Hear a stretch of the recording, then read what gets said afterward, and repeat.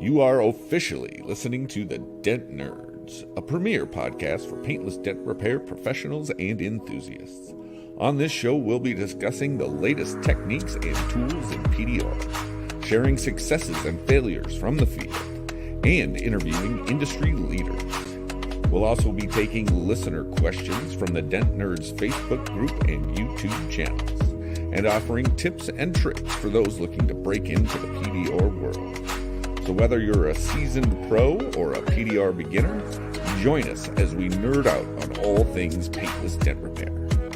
And now, here are some combination of your hosts: Matt Armijo from GetAGripNow.com, Jack Bucknell from SiouxFallsDentRepair.com, Mike Glidewell from DentMadePro.com, and Jon Videen from DentReaper.com. Now, let's get nerdy.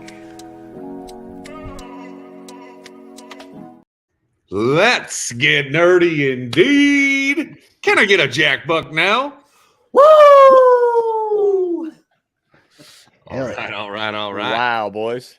Let's do it. Let's go. Here we are. The first time in what will probably be our natural state of podcasting, each in our own quarters here, and podcasting all around. And we thought we'd do a little bit of an intro, because obviously at MTE we just kind of ripped right into it. We had Noah from DentOps on, and we did the I think we called it the Super Hammer tool review, and that was fun. Good times for sure. We have a secret location at that hotel. We won't tell anybody other than Mike Toledo. He knows where it's at. Yeah, and Birdman, and Birdman. There was a few people in there. Yep, there was definitely a few people in there, but yeah, I think we go around the room and just introduce ourselves, tell people who we are, and maybe a quick little PDR bio of yourself and how long you've been pushing, what you've been doing, this, that, and that, and I don't know, maybe we just do it in alphabetical order. So, Mr. Matteo Armijo. I'm waiting to hear this. I don't know the story of Armijo. All right. Well, it's an interesting. Buckle up, boys. We only have an hour, ladies. Matt. Let's go. All right. So I'm in California, San Diego. I've been doing PDR coming up on 20 years, so 19 years. It'll be close to 20 here in January coming up. I basically started off working with a small company, and I was his first technician he trained. Wasn't a really good trainer, but I was really committed and really desperate, basically, to learn something that could take me and my family to the next level. Like I said, I was back. This is back in like 2004, and so back then the tools were a lot different, especially the light boards. So all you technicians today, the tools have changed a lot. Meaning like the tools you use for pushing and glue pulling and all that. But initially back then, I used a piece of plexi board with a spray painted line up and down on it. Now he was an ex Dent Pro technician. So if you guys know anything about Dent Pro guys, they use this like long plexi board glass acrylic white board with the black line. It was on a stand. So when you put it up next to the vehicle, it never moved. Like, it's even worse than that. Like, we had something like that, but mostly the time we used something that was stationary and was like about 4 feet tall. And we put it next to the car, so you couldn't really tilt it or angle it or put it, anything too crazy. But it was a lot different. And I thought about it today, that how tools have changed. So I worked with him for about 5 years, and then I branched off from him. I started my own business, and now I'm Dent's Done Right. I'm based out of San Diego, and I've been doing it every day since then.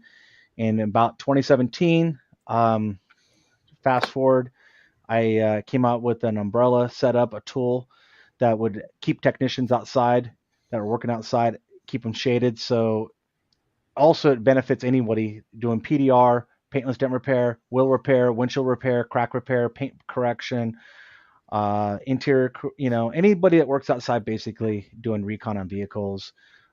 Surprisingly, I do actually sell a lot of umbrellas to technicians that put these aftermarket alarms in the wholesale community.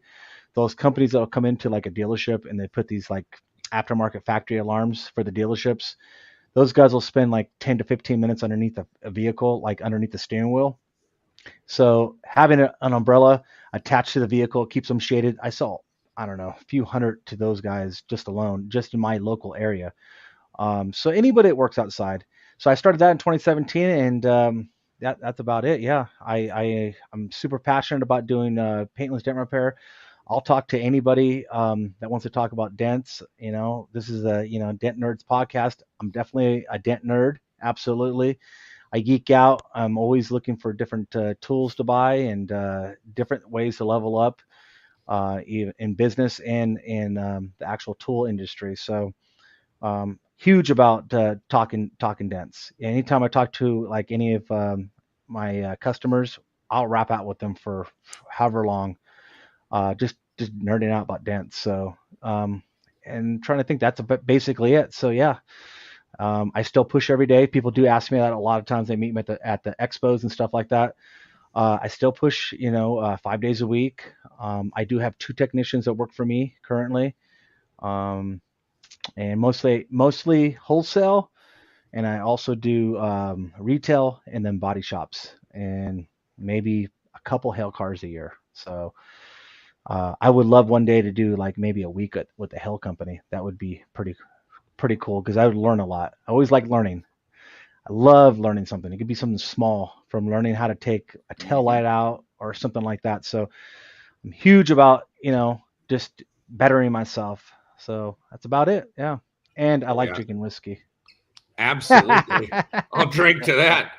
And I'll say, anytime, Matt, you can get the opportunity to work with a new tech, a different tech, it's a gold mine. I mean, I had the opportunity to work with Jack a couple of years ago, and aside from some of the extracurriculars, I did learn a lot. So that was gold. Yeah, and then I met Mike at the same time. I met you, and then like about a couple days later, we went down and visited Mike for the first time, and now I can't wait to go back and chat regularly. So yeah, for sure, man. Yes, we had a good time. We had a good time, man. Yeah, it was fun. Yes, sir. Who's up next? Bucknell? Bucknell, AB Bucknell. When did you start? Where you at? Give me all right. So I was originally in the auto body trade for a couple of years, and then went and got my first set of tools in 2010. Self-taught and worked through the struggles of that. Which, holy cow, like even trying to do it on the side and after hours of a body shop job that's incredibly hard. I was fortunate enough to get a call in 2014 to go be an in-house tech at a local dealership here. From 2014 to 2017, did that as an in-house tech, started attending Mobile Tech Expo. And I remember going to the expos and being like, wait, you're here? And they're like, the dealership's not paying for it. You're doing this all out of your own dime, like just because you want to do it. And I'm like, yeah, absolutely. And it was a phenomenal experience. I've gone every year to every event, every mobile tech since then, including the Vegas ones.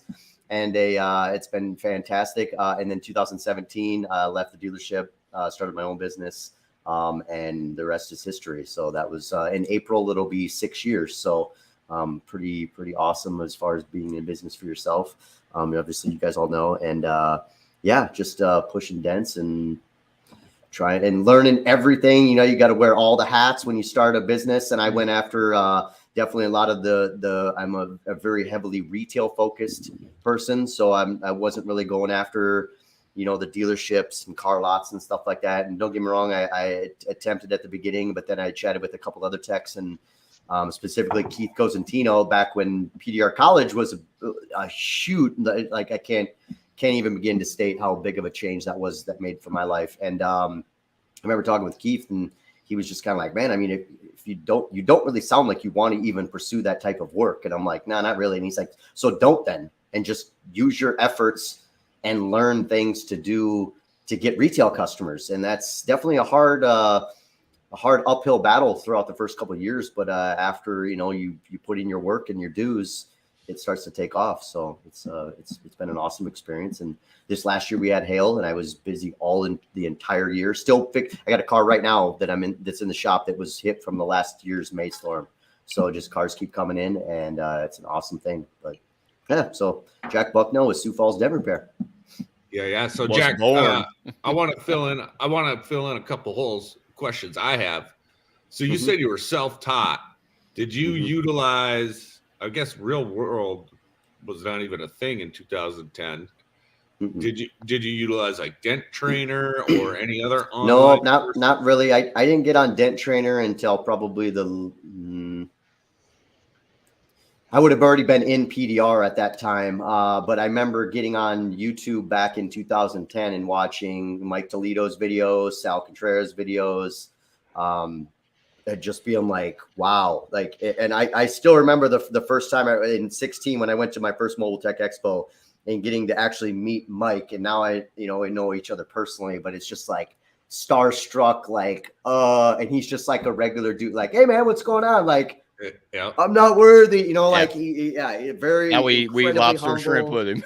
Yeah, now we go out to dinner with him at MTE and stuff. We all do. So it's an awesome thing, and and Sal's the same way. He's a great guy, but just that was a big upbringing. I mean, I remember specifically watching one of Mike's videos on should you pursue PDR, should you go about this, and being like, holy cow. He's like, man, if you don't have the grit and the grind to just really just keep working at it and persevere, like you're not going to make it. And I was like that. So I felt like, it was like, man, it's going to be an uphill battle the whole way. But, eventually it just kind of clicks and you just, I mean, you guys know, so you just kind of take off with it. And, over the, but I know the first year in 14, when I started the dealership, we did have some outside, hail techs. I'm still friends with one of them to this day, that were very helpful. Like they'd come over, see me working, they knew that I was kind of a newer-ish tech essentially as far as full-time wise. And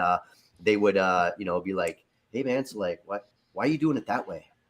I'm like, well, just because of this. And well, why don't you try this tool this way? And it's just like, whoa, when you haven't had any one-on-one kind of stuff, it really helps. If I had to go, if I had to tell somebody now, I would definitely highly, highly, highly, highly recommend getting in-person training of some kind. Even a week or two with somebody is just going to be leaps and bounds over trying to self-taught and watching some YouTube videos. I mean, right now, you've got Real World, you've got Dent Trainer. Those would definitely be two. Basically kind of, I would say, definitely start there, no questions asked, but then pursue a professional trainer. Just Agreed. You're gonna save yourself some time. So absolutely, some form of online training just to wrap your head around it, and then some form of in-person training, if not multiple different guys. I mean, I know Jim does 1 week stints. Cliff and Don do 1 week stints. I think PDR or Dentless Touch, they've got like weekend workshops. Any sort of workshop or training event you can go to is and I tell you this, gold mine. Good thing about going to those also, besides learning, is meeting guys. Because me going to Jim's workshop, I actually got to really get to know John and Matt, and that was probably the best thing. Meeting you two guys were awesome, man. So and then I met Jack at Anson for the first time. We crossed paths going to the bathroom. I said, hey, you're Jack Bucknell. He goes, hey, you're Mike Glidewell. You should be friends. It's not true, Mike. It's Right. not true. I was there. He said, you're Jack. And he said, woo!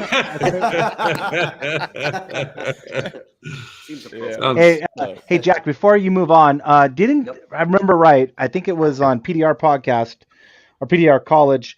Didn't you mention that you were in-house tech? You were doing in-house, right? I remember that. Yep. And then you were scared to leave, which is normal. I always remember that story. It was PDR college though, right? Yep. Yeah, that was a great interview. I was telling that at PDR college and telling guys that, and then I ended up going on the show and talking about it. I've been on, I don't know, I was on there I think 1 or 2 times or whatever. But it was an awesome experience, and just having to deal with the struggles of you're an in-house tech. I made good money, nothing.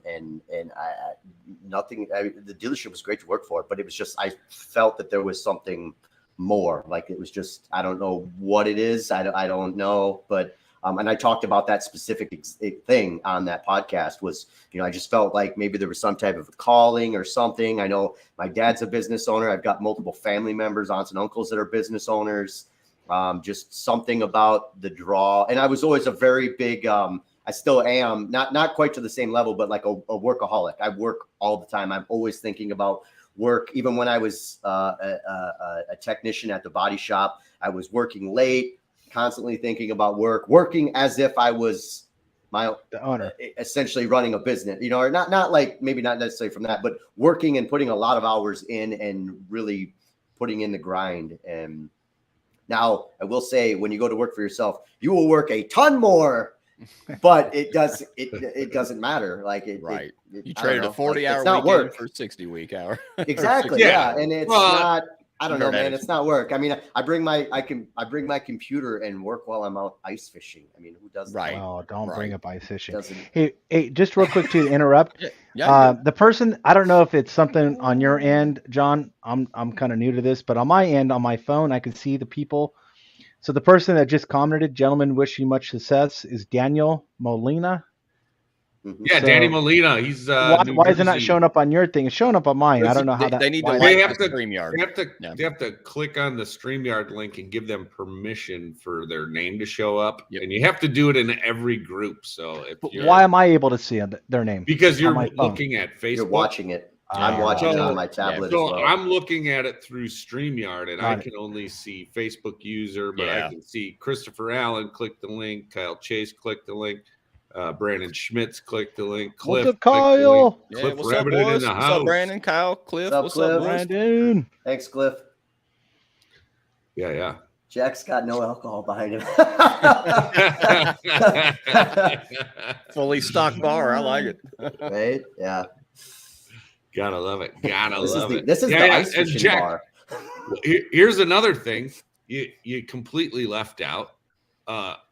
Could you tell me who the acting president of ARC is, and what that is, and what that entails?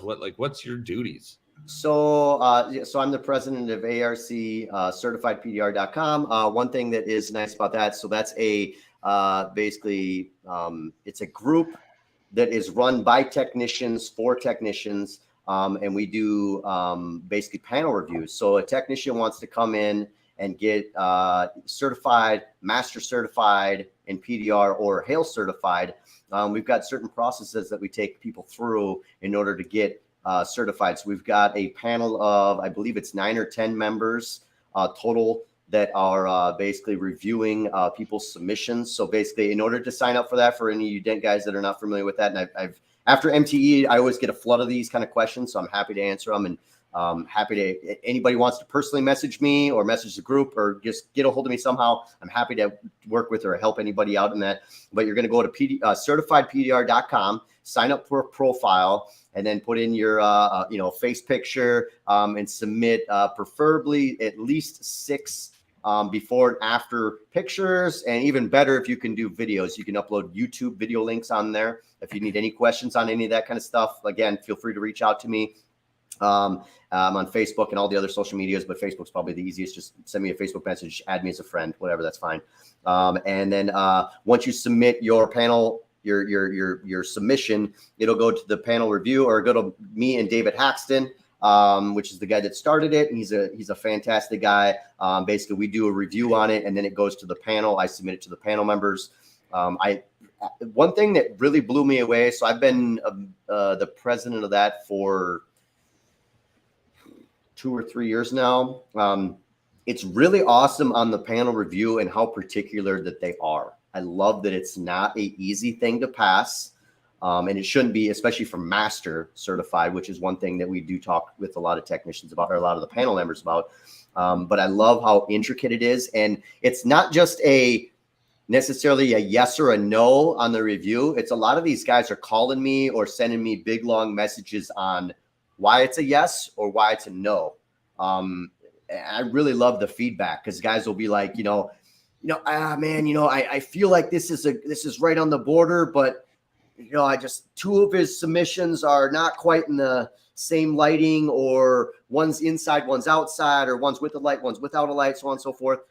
So I love the feedback that the group gives on those types of things, because it just helps me to give that information to upcoming new members that are submitting. So I always encourage people, if you can, post videos. That's going to be, in my opinion, that's the number one thing that you can do, because all of us know, all of us are good dent guys. We know you could take a picture from here and just go a little bit over here, and you can get by with, and another thing is, a lot of guys are taking photos to put on their websites they're doing it to approve for clients, customers, not dent guys. That's a whole different, like, we all know, like, when we see something, we're like, wait a minute here, I'm a little skeptical on that. And if we get members that, that submit stuff like that and do that, and oftentimes it's just a matter of, hey man, you sent in 6 submissions. Do you have any more? Oh yeah. Here's a huge folder full of stuff. Oh, okay. Well, you're good. Run it through the panel. It's good to go. But it's, sometimes it's even like, man, why are you sending in that quarter size dent that you fixed when you had this quarter panel smash that you fixed? Right. And that's another thing a panel members will give me feedback on. They're like, I'd rather see a extreme or nasty repair that's completed to a, maybe not perfect, but a very high level, versus a door ding that's fixed to perfection. Like, come on, man. I mean, like, and sometimes it's literally having that discussion with guys that's all that needs to happen. So anyways, I got a question real quick. Who else ARC certified on this show? Master certified. Oh, come on. What? Well, put me out for Mike. Hey, no, Matt, I didn't know. I have one thing to add, because I saw Zan Viddick's in here, or Jon Viddick, depending on how you like to talk. But if you want to get certified, Matt, Gene and Zan are having a training. And if you go to upyourpdrgame.com, I think there is one spot left. I talked to Gene today. There's one spot left. Is there? For the full week of the training with Jean and Gene Fetty. Upyourpdrgame.com. Check that out, and you'll be a shoo-in to get certified. You're learning from the best, man, for sure. So I went through one of Jean's trainings for the Dent Olympics training with him and Dave Streen put on. And the mind-blowing thing about that was, it's at the beginning of the class, they tell you got a Dent Olympics style dent. They got the actual gun, everything. They're simulating it to the full level. And they just go, okay, right off the bat, you do you and try to fix this dent. Like, do it however you feel like you would do it. And I'm going about it my way and not making it look and you've got timed and everything. And going through the class with Jean and Dave explaining it, and Jean's going into, like, I mean, it's insane the amount of attention that he puts into that. I mean, he's there to win. I mean, he's like Michael Jordan focused on, exactly. Like, I'm here to do this. I'm not conversation with him. Yeah. And seeing him go through those processes and having him explain that in a class. And then after the class is over, and he does live demonstrations and kind of walks you through it and stuff. And at the end, they're like, okay, back to square one. We're going to have you do it now the new trained way. And I could not believe the difference in just a 1-day training, how big of a difference that made. Night and day. Like, right. I felt like, have I even pushed a dent before? I kind of felt like I hadn't at that time. Like, that's how big of a difference it was. So, and I think we all did see that too at the last competition. It was the over at Anson. What was that called? The Southern Dent Trials. Southern Dent Trials. Yep. He blew through that. He blew through. I think it was an hour and a half, 3 dents. Technically, he was done in 1 hour, 60 minutes, and he kind of like messed around a little bit, double checked a couple things, but he was done in 1 hour. Yeah, that was phenomenal, man. Yeah, that guy is built for competition. Yep. Yeah. Definitely. Now, if you guys have never done that before, it is not easy, man. I've done every one of them. I've done the trials, the Dent Olympics, the tag team. I mean, it's no joke, man. So, well, the tag team kind of is. I've only that's kind of is a joke. That's the only one I've ever done. So, Like, if you take whatever. it seriously. Anyways, no, the only thing I want to mention about ARC certification, Matt, you've been in the game a long time, and I know you could get yours because you're an OG. Oh yeah, But I know yeah, you I can. never 'Cause thought there's about a it. lot of guys out there that are equally as good. If you know can and don't have it, they need to get it. What's the value from it? I got a plaque on my wall when they come in the shop, and they're like, "What's that?" And I tell them I'm ARC certified. And I explain to them what it is. It's certification, and they're just like, "Wow, okay, cool." Yeah, so, I mean, I liken it to like it's like any science journal, like it's peer reviewed. So my work is peer reviewed. I've been certified, and that tells you I'm going to do good work for you. And most people don't ask; they just go, "Oh, you're certified." Yeah. And a lot of guys just haven't done it yet, or they don't know about it. Or whatever. So. Well, Yeah, a lot of them are just procrastinating, and they just like, oh yeah, I meant to do that. And then, like I said, after MTE, it's like we get a flood of people, and we don't advertise it. We don't have a booth. We're never going to have a booth at MTE. That's just how it's rolling. And it's just, hey man, when you're ready, you let us know. That's how it is. Yep. I'll say this though, I don't have a shop. You three have a shop. What's up, Mike Toledo? You guys all have a shop, and I'm a mobile tech. So let me just grab one of my many medals off my wall here. Let's see it. If you get a plaque, I can't display that when I'm driving around. If you guys start making medals like this, I can put it around. You make ARC certified right here. I can walk to my retail customer, answer, knock on their door, and go, "This is what's up. I'm in. I'm in. Come on, Jack. They do give you a medal." They do give you access to I got something for you. Web tools I'm breaking out hardware now. I have the ARC banners and stuff on my website, different things of that nature, and you get a profile page on their website.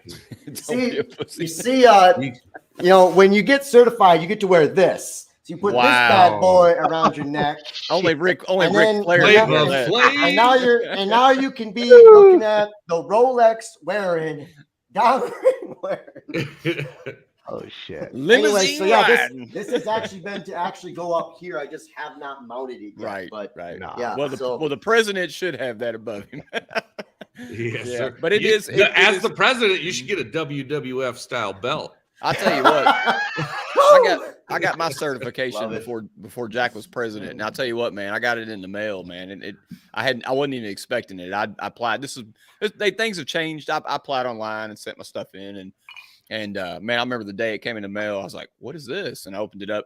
Robert Castile wrote me this big long note, man, and he said your work is incredible, and thank you, welcome to ARC, and I was proud, man. I got it. I put it up in my office, and I was like, "Damn, man, hell yeah!" So. Yeah. All right. I just got mine. Yeah. Robert was the president when I did it, and I ordered the other ones, but I just got this from David Axton. I haven't opened it yet. I need to order that too. I didn't get that one. I got the. I'm gonna do a video when I open that, but so I'm getting ready for that. So thank you, David and Jack for hooking that up, because I had to dig into the archives and make sure I was legit. Yeah, we're like, who is this guy? Who? All right, Glidewell, let's hear your background. Oh man, how much time we got? The origin story. I'm a dinosaur, so the Iron Man. All right, March 21st, 1975, in Louisville, Kentucky. I'm kidding. My birthday's coming up. Like the Goonies. Start from the beginning. I'm bullshitting. Fourth grade. I learned paintless dent repair. I come from a body shop background, a detailing background. I even bartended. I did all kinds of shit when I was younger, and worked at a dealership. I had my own little body shop when I was 21. Didn't know shit. Didn't know what I was doing. Worked at a dealership. I was in a body shop, and they approached me with about 8 months I was there. They said, "Hey, have you ever heard of PDR?" And I said, "No, I have no idea what it is." And they were like, "We're going to send you to school and to teach you, and we'll buy your tools, and we'll pay for your training, and you need to do it for our car lot because we're going to get rid of our dent guy." And I said, "Okay." So I flew out to Kansas City, Kansas. I learned at Paintless Dent Quality. Terry Siegel was up, and I was trained there. Local dent guy. I got home, and you fix quarter-sized dents when you start out, and then you get home, and then they want you to fix smashes on your first week of training with your limited supply of tools 22 years ago. And so I was like, Well, anyways, the local dent guy came back and he said, I hear you're trying to be a dent man. I thought I was going to get in a fight at the body shop. And he said, hey man, my name's Tim. He said, come on out back. I'll show you some stuff, man. He said, seriously. Tim Boyd is now he's been my business partner since 2008. And anyways, I worked at the dealership for a while. I was loyal to him, blah, blah. Long story short, we got laid off in 2008, if y'all remember a little thing called a recession. And kind of a life-changing time for me. And then I gave Tim a call. I hadn't talked to him in years. And he said, man, I need help. So I came, went on this little dent route he had going on. It was actually a very large dent route. And rode around in a pickup truck fixing tools, or fixing cars with tools in the back of a truck. And anyways, long story short, Southern Indiana Dent was born in 2010. So, and I bought half the company from him 2 years after I worked for him. And we've grown so much. We service about 60 body shops, 8 dealerships. Now we have a retail shop. And then got better and better. I learned from him. I learned from a lot of techs. We hired a lot of hill guys. I learned a ton from them over the years. Just mentioned some names you guys never heard of. Dave Bourne, good friend of mine. He taught me a lot. And anyways, in 2016, I had trouble with software, and I just couldn't find nothing. Like what we had back then was great. And I'm not pitching my product here, but I'm just telling you the truth. But 2016, I felt like we needed something simple, and that's when I created Dent. I mean, I don't know, Mike. I'm sorry. I'm totally, John's interrupting. Do we supposed to do this? Yeah, we're posting 9 years aged. I mean, I'm a 10-year guy. Yeah. Oh, I like that. Well, reserve. somebody asked me in the comments if I was drinking Angel Rye. So yeah, I'm drinking Angel's Envy Rye. Yeah. Yeah, that's good stuff. That's actually like 10 minutes from where I'm at. I can actually go to the distillery. But continue on, Mike. No, you're fine, man. It's cool. 2016, you had software that wasn't fitting. My story's boring. I've told it on a couple shows. But anyways, in 2016, or actually 15, I was looking for software for my business, and nothing was really out then.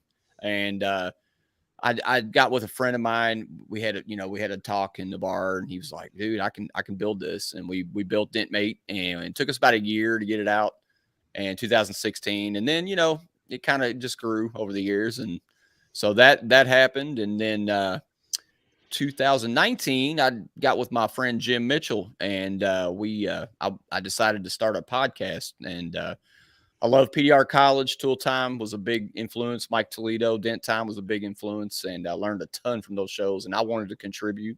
And honestly, the reason I started RWO, as you guys know, I started it because I felt like Jim Mitchell. Honestly, I didn't do it for myself. I actually felt Jim and Casper at the time had a lot to offer the industry, and they're funny, and I thought it'd be a great show. And we put the RWO out. Of course, a lot of things have changed since then, and we're still going. And as of today, the Dent Nerds, I mean, honestly, the reason me and John had a conversation, and I said, John, I feel like we need to, since Tool Time has kind of stopped doing their show, I said, we kind of need a collaboration of 4 guys. And I said 2 guys in mind that I think actually need their own shows. And it was you two and Jack and Matt. And I said, I think the 4 of us could make a killer show. So, yeah. Well, thanks, man. Was that not born sitting around a table at Jellystone? It was just us doing exactly what we're doing now. Yeah, more or less, just talking PDR and PDR business. Hey, John, let me imitate what I said to you. Here, I got a cigar. Hey, John, I think we need to start a new podcast, a collaboration podcast, like Tool Time. Why is Jack the only one smoking now? I know, right? I don't smoke. I'm surprised that you're not at match. Actually, I'm not even gonna lie. It's too loud, man. It's too loud there. I want to do it, but it's too loud. No, I get it. Yeah. Hey, Hey, Mike. Thank you. Big shout out to Mike Toledo. Like none of us would be here. Thanks, if brother. not for the Tool Time crew. Yep. Toledo, Vince D'Alessandro, Daniel Grom, Hiley, all those guys, along with Keith Cosentino and Shane Jack. Shane. PDR College changed everything for me. Changed those 6 people right there for sure. Yeah. And, I learned so much from all those podcasts. And, I had enough people whisper in my ear, like, you need to start a podcast. That's why I started Dents and Dreams. And if, if one guy learns one thing from it, it's awesome. And I like doing it. I mean, what else am I going to do on a Tuesday? Well, John, Great listen, excuse to have some whiskey and hang out with my boys. Don't jump ahead, man. It's time for you to tell your story, Mr. Dent Reaper. Oh, I'm sorry. Were you done? I forgot we were doing that. Were you done? You got everything? I'm done, man. Everybody, I've told mine a few times, so it's cool.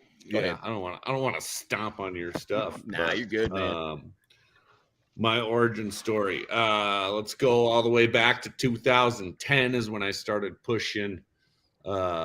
A buddy of mine that I went to high school with started pushing in the early 2000s, if not late 90s. And he got a couple of our other buddies into it. And then one of them went on his own. Sean Moss, the guy that trained me from Dent Heads. I worked for him for 7 years. The first day I was training in my garage at my apartment. So it was a big, long, multi-car garage. I'm sitting in there with a fluorescent light and a hood stand and doing X's and O's and trying to fix dents and stuff. The first day I went 13 hours straight in there. And, man, that makes my eyes sore thinking about it. The next day I woke up and my pinky finger and the inside of my ring finger were numb, and called him up and said, man, I don't know if this is going to be for me. I can't even feel my hand. Yep. And went to the chiropractor. He pulled on this and pushed on that and said, you just pinched your ulnar nerve. You'll be fine. And so I was like, well, fuck it. Walk it off. Keep pushing. Keep pushing. And so I did. And with, help from my trainer, and Justin Verdick is the guy that I went to high school with. And he did the PDR Life Gear stuff. Love that. Yep. So him, between Justin, Sean, and Mark Charpentier, they're the three wise men of PDR for me, got me through my first year without doing anything crazy or quitting, basically. And and just progressed from there. I worked for my buddy for 7 years before going on my own. Went on vacation to Florida and just had an epiphany on the beach and said, fuck it, I'm going on my own. Came home and said, I quit. Attaboy. He wasn't happy. Honestly, he's still, I don't think, still not happy with me to this day. But hey, John, real quick, let me interrupt. Also point on one time talking to you, like when you were working with him, he always taught you don't talk to any other dent guy. Oh yeah. Don't show anything. I always remember that. I went through that too, man. It was a big secret. Long time ago. I mean, a lot of old school guys have that story and that mentality, and that's how, especially like Dent Wizard guys were trained like that, and I was trained like that too. Like if I was in a body shop and somebody walked up to me, I was supposed to put my tools down, turn my light off, and walk away, and take a phone call or have a smoke break or do whatever. But so that was the way it was in the early days, and a lot of guys still hold on to that. Less and less. I mean, more and more guys are coming. I don't get that mindset. Don't put the hailstorm on Facebook. Everybody will know about it. No, like, bro, this thing called hail trace. Yeah, I did that. I did that exact thing to Don Kavanaugh. I was working on a lot down the road from Don's shop, and he was in there getting parts. It was a Buick GMC store, and Don walked up to me, nicest fucking guy ever. Hey man, I'm Don. I'm with Dent Craft. I'm like, yeah, I know who you are, but I can't talk to you. And he's like, the fuck? And I'm like, dude, I don't want to get in trouble. My boss knows I'm talking to you. He's not going to be happy. So, I kind of just like turned off my light, put my tools down, and he walked over to my car and he's like looking. I got a built a custom rack in there, and he's like, dude, I like how you got this set up. And I just kind of closed my tailgate. I'm like, hey, seriously, bro, I don't want to get fired. Don's looking around. He's like, is he here or what the fuck? And I'm like, no, I guess I'm just a fucking bitch, Don. I can't. Dude, I could picture all this so well. Don just being so like open, just to be like, "What's going on, man? How you doing?" And you're just like, "Don't look at anything that I am doing." Don's a great guy. So and Don was like, "Hey, man, I don't really understand what you're doing here, but if you ever want to come to my shop, you know where my shop is." I'm like, "Yeah, I know where your shop is." He's like, anytime you want to come in, you come in. I'll show you every tool on the wall. We can talk, have a bit, whatever. It's totally cool. Anytime you want to come by. And I was just like, what is with this guy? Wrong with this guy? This doesn't make any sense about anything I've heard about PDR ever. Is Don trying to hit on me? But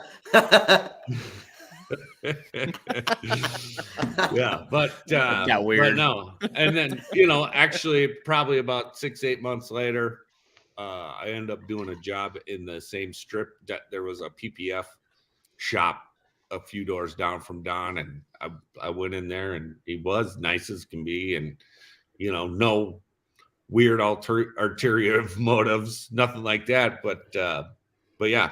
So Don, big reason I went on my own. He kind of flipped my mindset where I was like, why are we doing this? And then that was probably just shortly before PDR College came out. And then all that stuff started kind of compounding and listening to those podcasts and things. And then I actually came out with the Dent Reaper. I built it for myself. I probably used it for a year and a half before it ever saw the light of day. And then when I got back from Florida, after I quit my job, and then I called A1 and said, give me 50 of those tools that I had you make me one of. And Tom at A1 was like, 50? What are you going to do with 50 of them? I said, I'm going to sell them. And he's like, okay. Like hotcakes. Yeah. And it didn't go like hotcakes at first, but Q went to a Mega Media event, and he gave one to all the Tool Time guys, and they talked about it on PDR Tool Time, and Rest is history. I remember that episode, man. I remember that too. Dude, I pulled over when I heard him talk. I literally had to stop. I was on the fucking freeway, pulled over, had to stop my car, like, holy shit. But John, I got to add something. I remember the other time it blew up. Mr. Dent Tools freaks himself, Jim Mitchell and Michael Casper. I remember that. Remember that episode? I mean, of course, I remember that. Both are huge media outlets, but yeah, I remember that, man. Yeah, Jim did that, and his review of the Dent Reaper was not even 100% positive, but he had some other tools in that video that he I don't remember if he threw them in the trash or just threw them on the ground.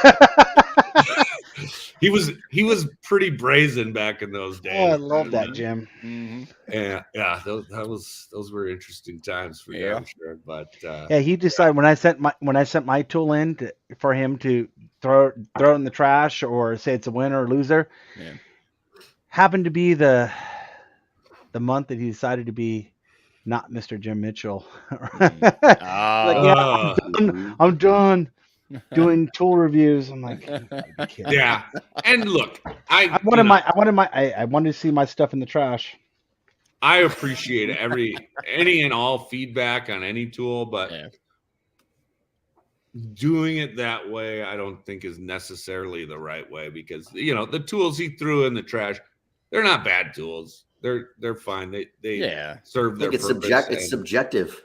Yeah, I don't know. Definitely. Yeah. But you could really hurt somebody's business by dogging them out like that. And so I think it's better just to highlight what you do like, and you don't need to piss in anybody's pool. It's just not. Well, I mean, it's like trying to use the a specific rod for one thing for something else. Like that's not what it's this hail rod doesn't work as a whale tail. Well, yeah, it's not. Well, I mean, technically they do have that attachment, but You know what I mean? Like that's not what it's made for. Like you can't. Right. Tomato, tomato. You know what I mean? Like yeah. You Yeah, know what I mean? yeah. So.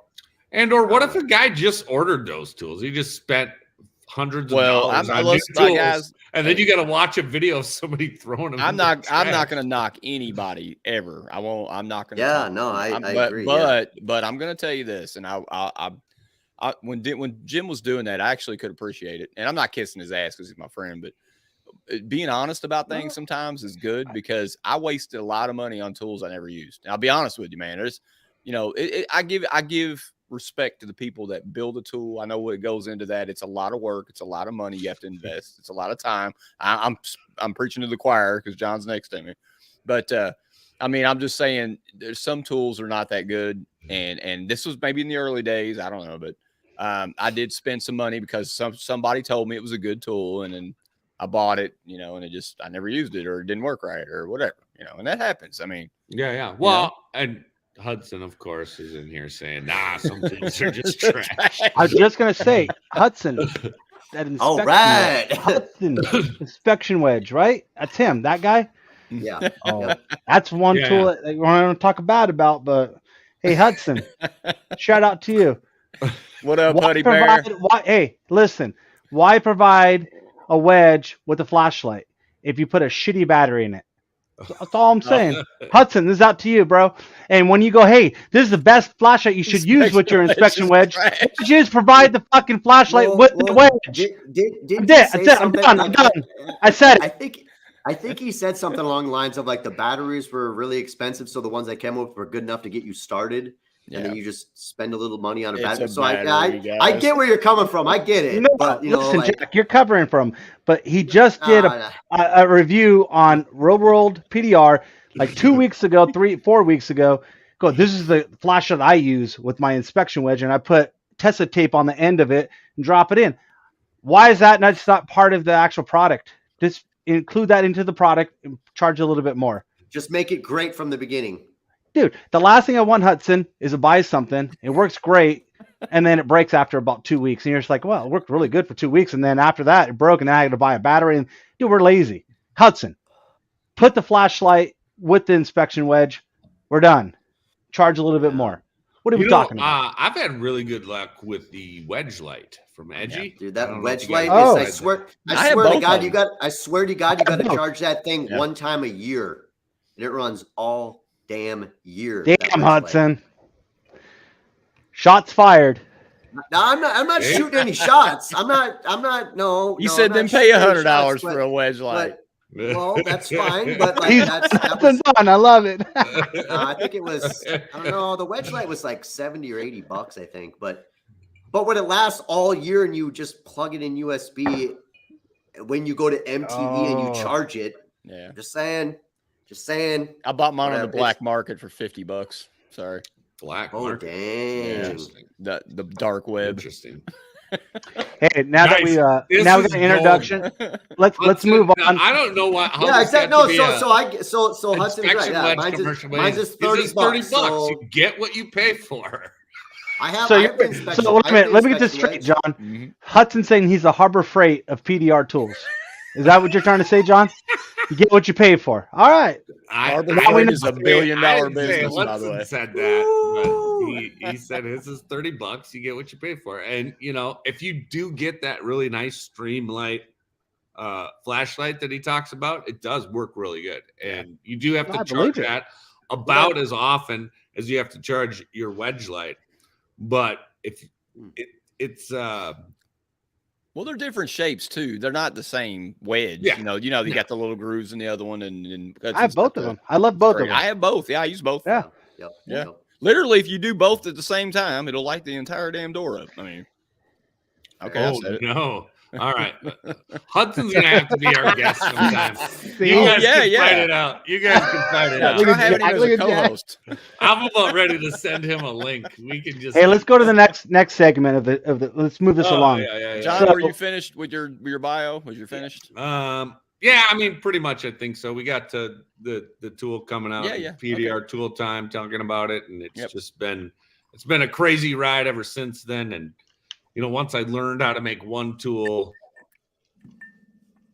making the subsequent tools has been a little bit easier. And I've been super lucky with really great partners. I mean, I'd be crazy not to say thanks to A1, John and Maria, Anson, the whole Anson family, just amazing. Kiko, the whole Kiko family, just amazing. Like, I've been really lucky to have really good partners, and it's worked out pretty dang good. And yeah, I don't know. I'm just riding the wave, having fun with it every day. And those are great companies. That's that. Yeah, I've like I say, I don't know how I got so lucky, but thank you, everybody. Shout out to those companies. Thank you, everybody who's ever bought a Dent Reaper tool. Yep.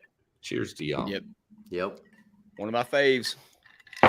Now, doing that, John, you realize you pissed off Hudson again.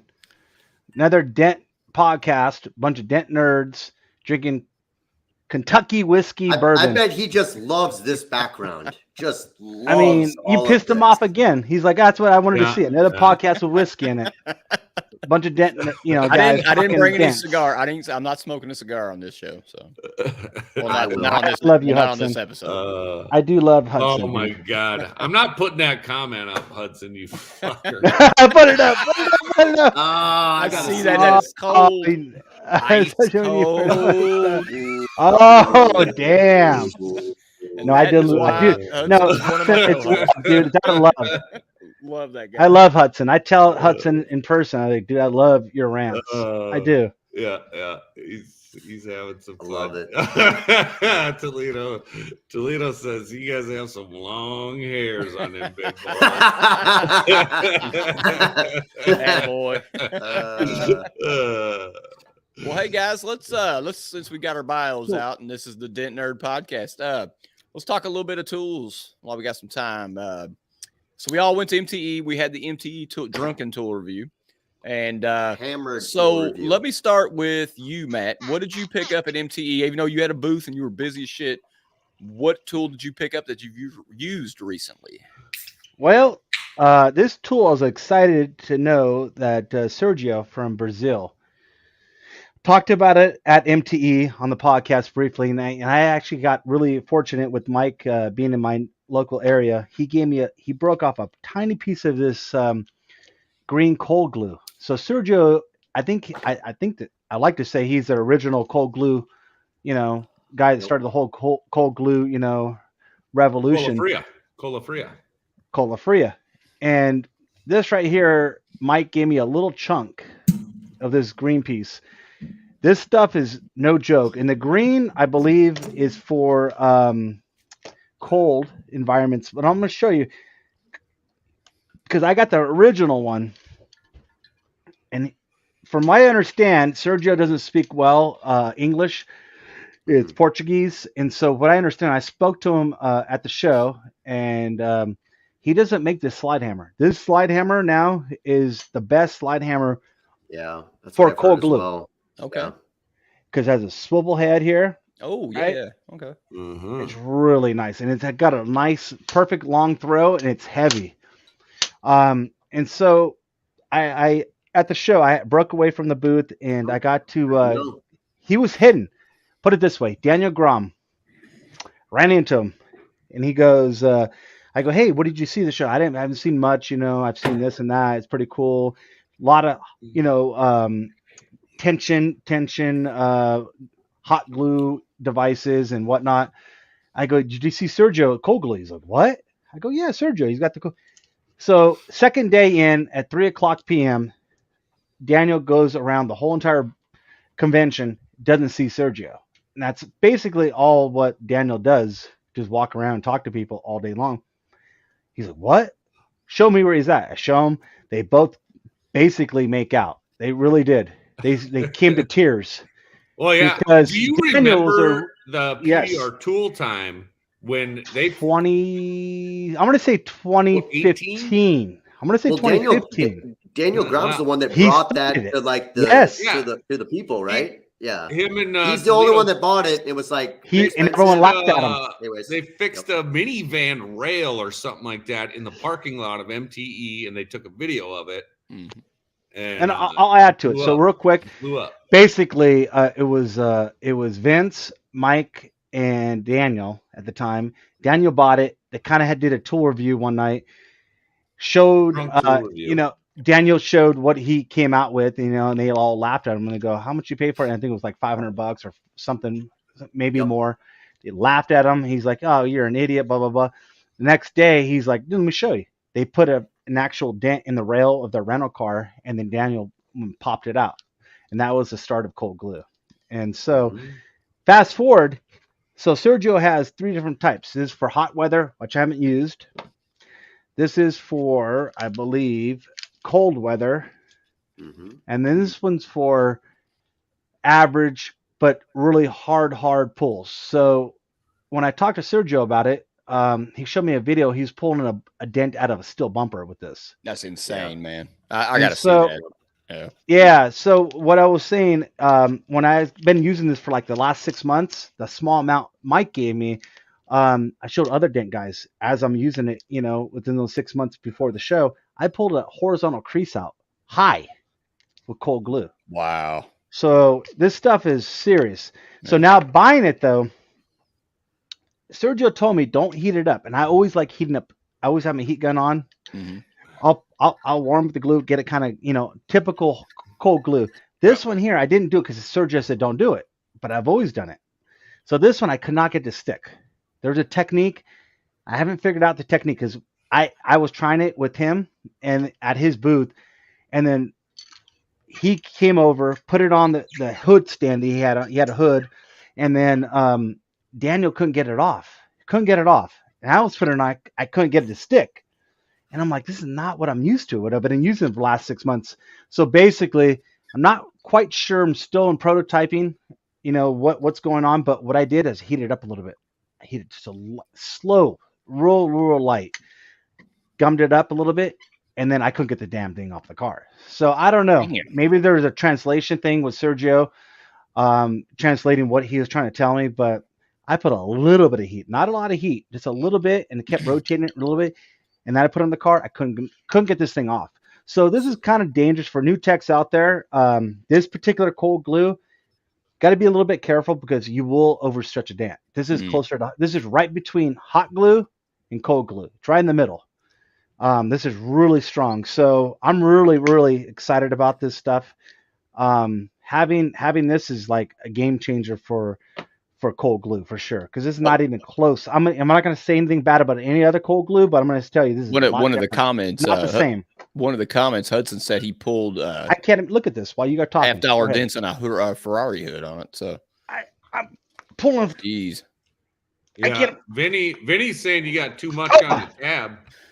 No, I tried different. Maybe I'm not. Hey, all of us are all trying to learn. I'm not an expert in. I'm telling you, I don't know. Maybe I'm putting too much. Where can you get that stuff? Anson. Yeah. Vinny just said Anson. You can get it at Anson. I got it. I still have it. That's another video I've been wanting to do is my cold glue video. I'm buying some of that. I got to make an order anyways. I need some stuff. So I appreciate that, Matt, because I wasn't aware of the cold glue pulling a metal bumper. Yeah. Until I was at MT chat with him, and he's like, "That is strong shit, bro." Damn. This stuff and that was one thing where I was talking with you, Matt, and you were like, "Hey, have you seen Sergio's cold glue?" And I'm like, "Well, yeah, I heard about it." He's like, No. Go over there in the corner. It's kind of hidden. Go over there. Talk to him about the cold glue.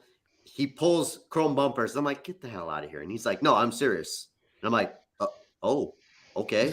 Went over there, saw the video demonstration, was like, I can't believe. Yes. Yep. Me and Gene Fetty walked over there and both bought it. Like, yep, I'm in. Like, let's go. Are you okay, Matt? I'm not sure about the price. I don't know what they cost. I paid $150 for a 3-pack. He's okay. Mm-hmm. Yeah. You might want to check, make sure nothing's popping out. You didn't like pull your back out or nothing. Like you were really pulling that shit. That was a hell of a pull. That was. Hey, dude, I just want people. Gregory is asking if Sergio's cold glue you think is better than Glexo. I think there's I haven't used it. They all have their place. Yeah, I think you're gonna have your place for both. Honestly, all right, I'm gonna speak in terms of Hudson. I All think right, Sergio's look glue, this up then. it doesn't even compare to Calexo. I said it. Doesn't Jim compare. Mitchell, speaking of Jim Mitchell and Hudson, if you want to get some cold glue, this is the glue to buy. Okay. Fair enough. My opinion. Fair enough. Vince is saying I have not. $39.95. Used mine Is yet, that so Vinny? Is I that haven't for used any either. one of the I ain't got a packs, dog or in the how's fight that yet. work? I can And if say you don't like what I Glexo- said, Glexo changed my talk to life. Videen. I'll say Glexo changed my life. I have not tried the Sergios yet. I did buy it from Anson. I got 2 different packs, and there was a couple times last week where I was like, "Shit, I should have set up that Sergio. I would really want to try it." And yeah, so they're $40 a brick basically, and these are a little bit smaller bricks. Than I was what going to say, you you got a better from deal than I Sergio. got. Damn. Yeah, but mine's about a little less than half yeah. the size of yours. This is probably good for 2 different tabs. Vince That's said it was great. That's a good $39.95. I think $39.95 is what it said in the Yeah, I comments. paid too much of Is that extra. now, Vince? Is that per pack? And I know Is it this size? Mike Toledo is saying cold glue has different state. Okay, there you go. Yep. Different stages. the I'll same. recommend I agree. I agree with Glexo that. more for beginners. Yep. Good Yep. good advice, And- Mike. Yep. And what I will say to add to what Mike's saying, end of the day, though, cold glue, any cold glue you have is really changed the industry, how you start a dent. Yep. It really gets the bulk of that metal. So when you have a big, like you were talking about earlier about the ARC certification, guys are sending in like a little dime size, quarter size dents, and then you have a quarter pound. Dude, the way you start a dent off is key, but with cold glue, it really does move a lot of material quick. It speeds up the process. I mean, Speeds you it talk up. about, Yep. because I was thinking about that earlier. I was coming home from the airport today. I don't know why I was in traffic and I was thinking about it exactly about cold glue for some reason, because I'm a dent nerd. And I was thinking, are we better? I don't know how many years, collectively we have here, maybe 80 years or close to it. I thought about it, and I'm sure most people watching are at least 10 to 15 years in, if not more. It could be 20, 25. But I had to learn without cold glue. I learned without hot glue, because the hot glue we didn't have down to a science. And the guy I learned from sucked at hot glue, so he just told me that hot glue doesn't work. Well, the Kiko And then we had we had the work Those were tabs. the bee's knees.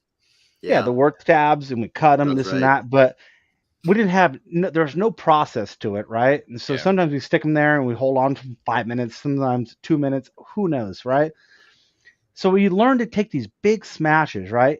These big smashes, at least I did, and work these dents out in a way where we could repair them without any hot glue, without any cold glue, right? Mhm. So I started thinking today, I was driving down the 5 freeway thinking, it was weird. I just thought about it. And I was like, you know what? I wonder if we have it better because we've learned the hard way, right?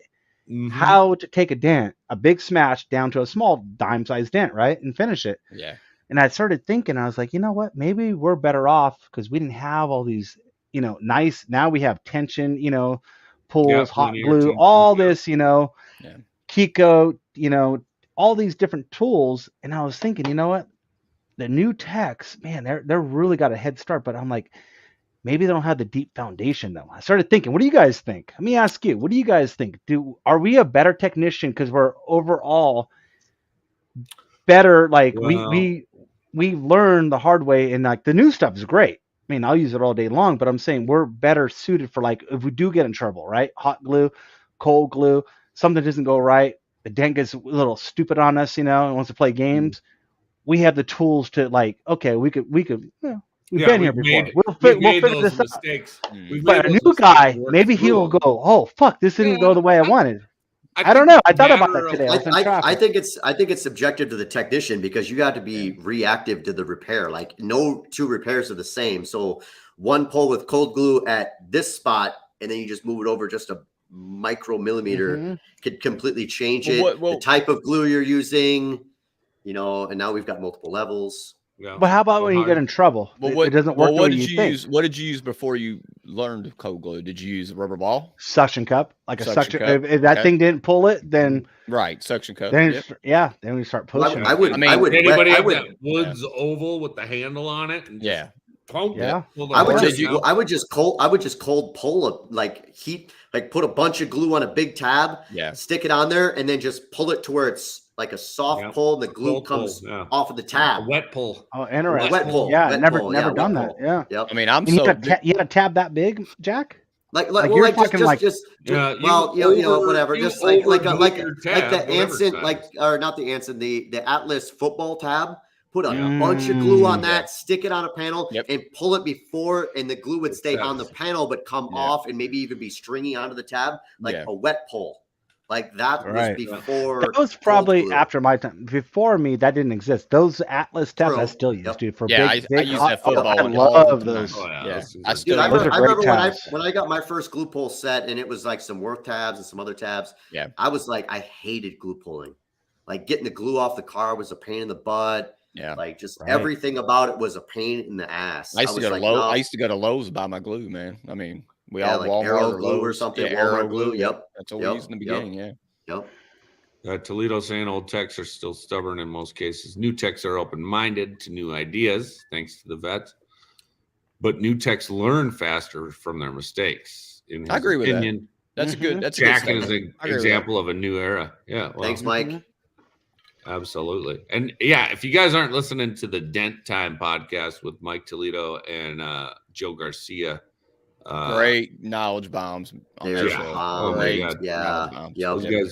blow my mind on a consistent basis. So thank you for that. Yep. Joe needs to come to MTE though. Yeah, we gotta get Joe to MTE. Give him crap. I want to meet Joe. I want to meet that guy. That's the reason why he doesn't come. I'm serious.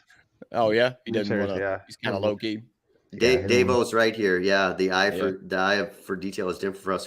That's how my business partner Tim is. He's low key. He's that guy in the garage, in the country working on dents, and he don't get involved, And I bring the knowledge I've learned from our industry because I know all you guys, and I'm all into podcasts, and I give that to my guys. I actually present it to them, like, hey, this is what I learned. Yeah. And Joe's a great tech. Yeah. He personally, I'll just speak for him a little bit. He just doesn't want to be, in the spotlight. Very, very humble guy. He has a lot of knowledge, and I keep telling him. I see Joe quite a bit during the year, and I tell Joe, and he just he doesn't want that like center of attention kind of personality, which I totally get. I'm not one of those guys. I'm like, if there's a group of us four in an environment, I'm not looking for a center of attention. I really not. Yeah. Right, Hudson?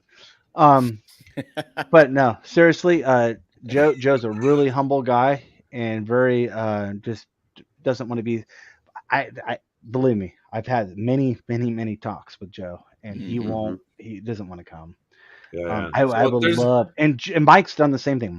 Mike's talked to him about it, and he's like, Mike, you don't understand, Joe. You show up to MTE, you're going to be like, people want to talk to you, meet you, and but he doesn't want that. He doesn't want that. Figure it out, dude. It's not. It's a dent guy wanting to talk dent stuff, and Joe talks. I know. I know. He talks about the craft. I get it. He's extremely articulate. He has a great way of putting everything, and he would do fine. It's a little overwhelming at first when you get into that position where people want to talk to you that you don't know, but you figure it out. And I'll tell you one thing real quick. Hold on. There's a Facebook user who's saying Atlas tabs. Atlas.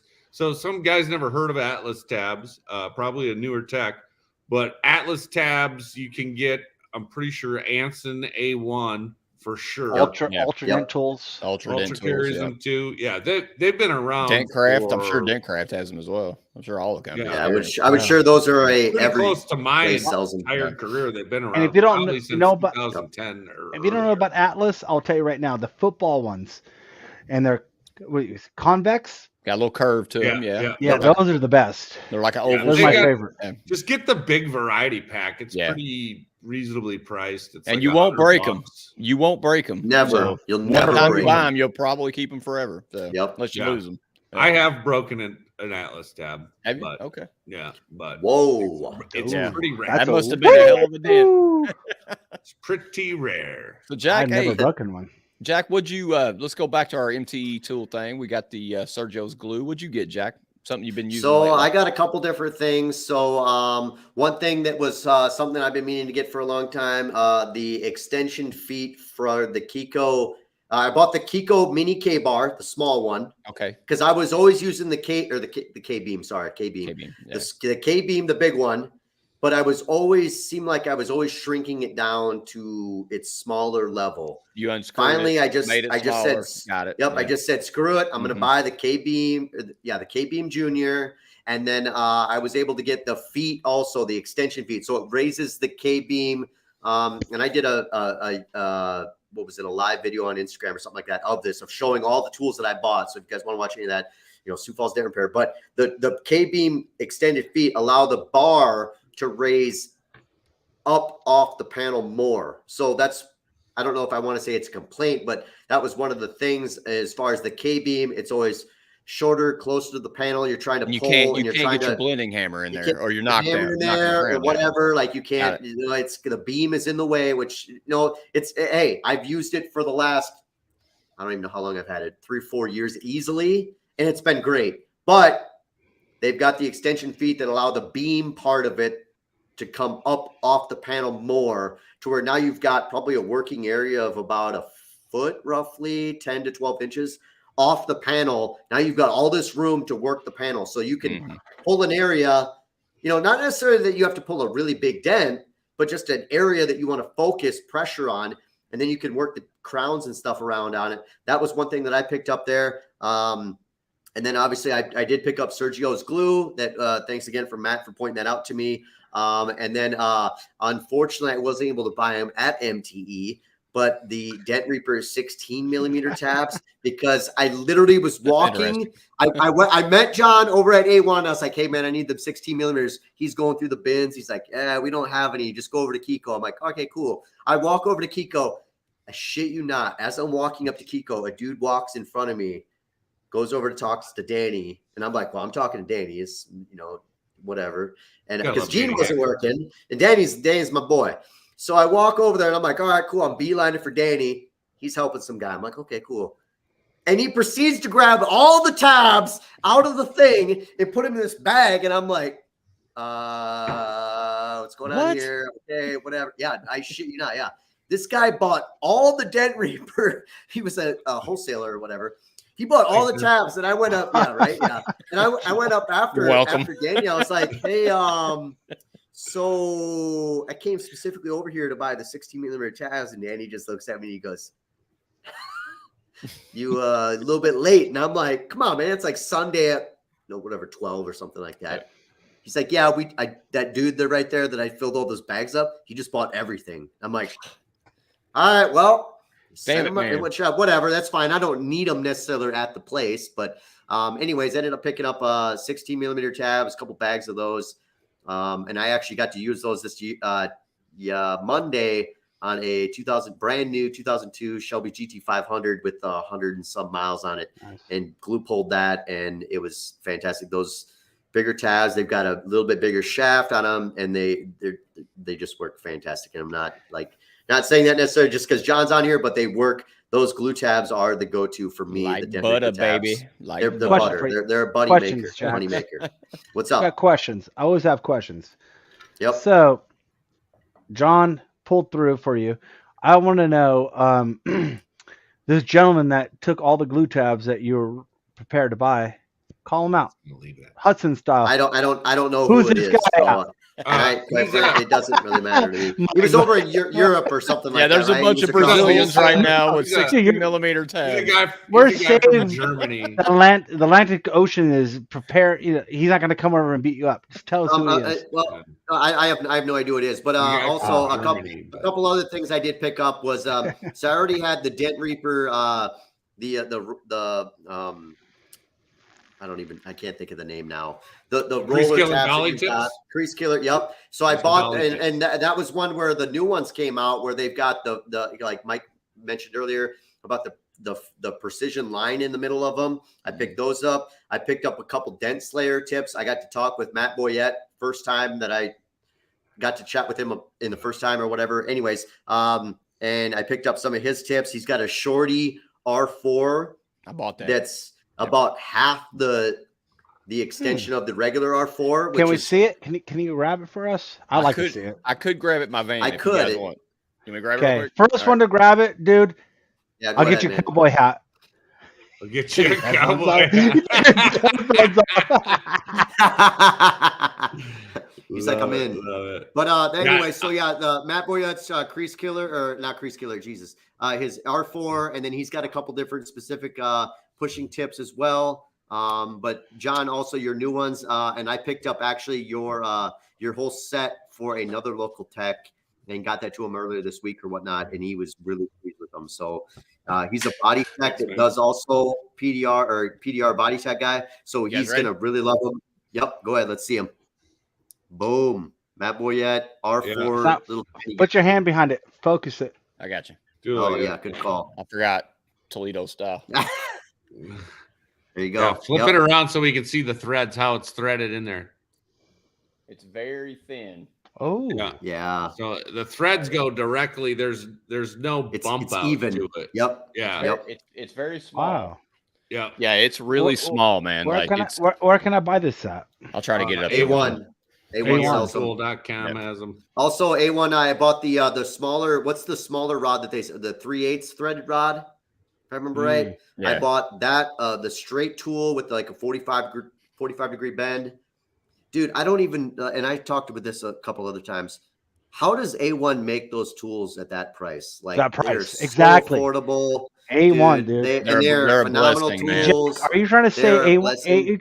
Jack, are you saying A1 is Harbor Freight's of PDR? No, Is that what you're saying? Not at all. No. Easy. No, And that's actually, A1, the A1 33 I'm not Master saying set that. was the first set that I bought in 2010, and I remember it was like it said, it was a 33 piece set with a fluorescent 4-foot light that I cannot imagine looking into a fluorescent light anymore. But I remember having to shell out like a grand for that, and at the time in 2010, I was like $1,000. Now I'm like.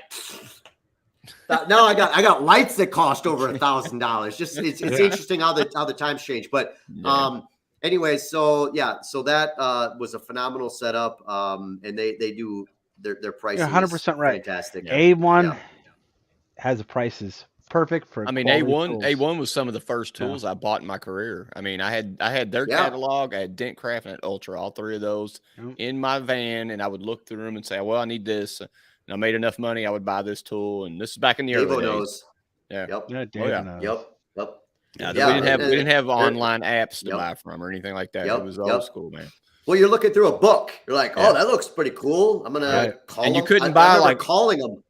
Most guys starting out couldn't buy everything in the book, so you bought one thing here, one thing there. I remember piecing whale tails together. I'm gonna buy one whale tail from Dent Craft and buy this one. And I remember saving up because if you bought, I forget what and I think they still have this deal, but if you buy so many whale tails at I think at like 6 or 8, you get a pretty significant discount. What company are you talking about, John? Dent Craft. Dent Craft. Oh, Dent Craft for whale tails. Okay, yeah, and those are the And my first light was A1 Shadow Master. That was my first good light that I had. I used a Home Depot light starting out, like a fluorescent, and it was I mean it was night and day work. After Vinny D's chiming in, he says that might have been when Jerry Blem owned A1.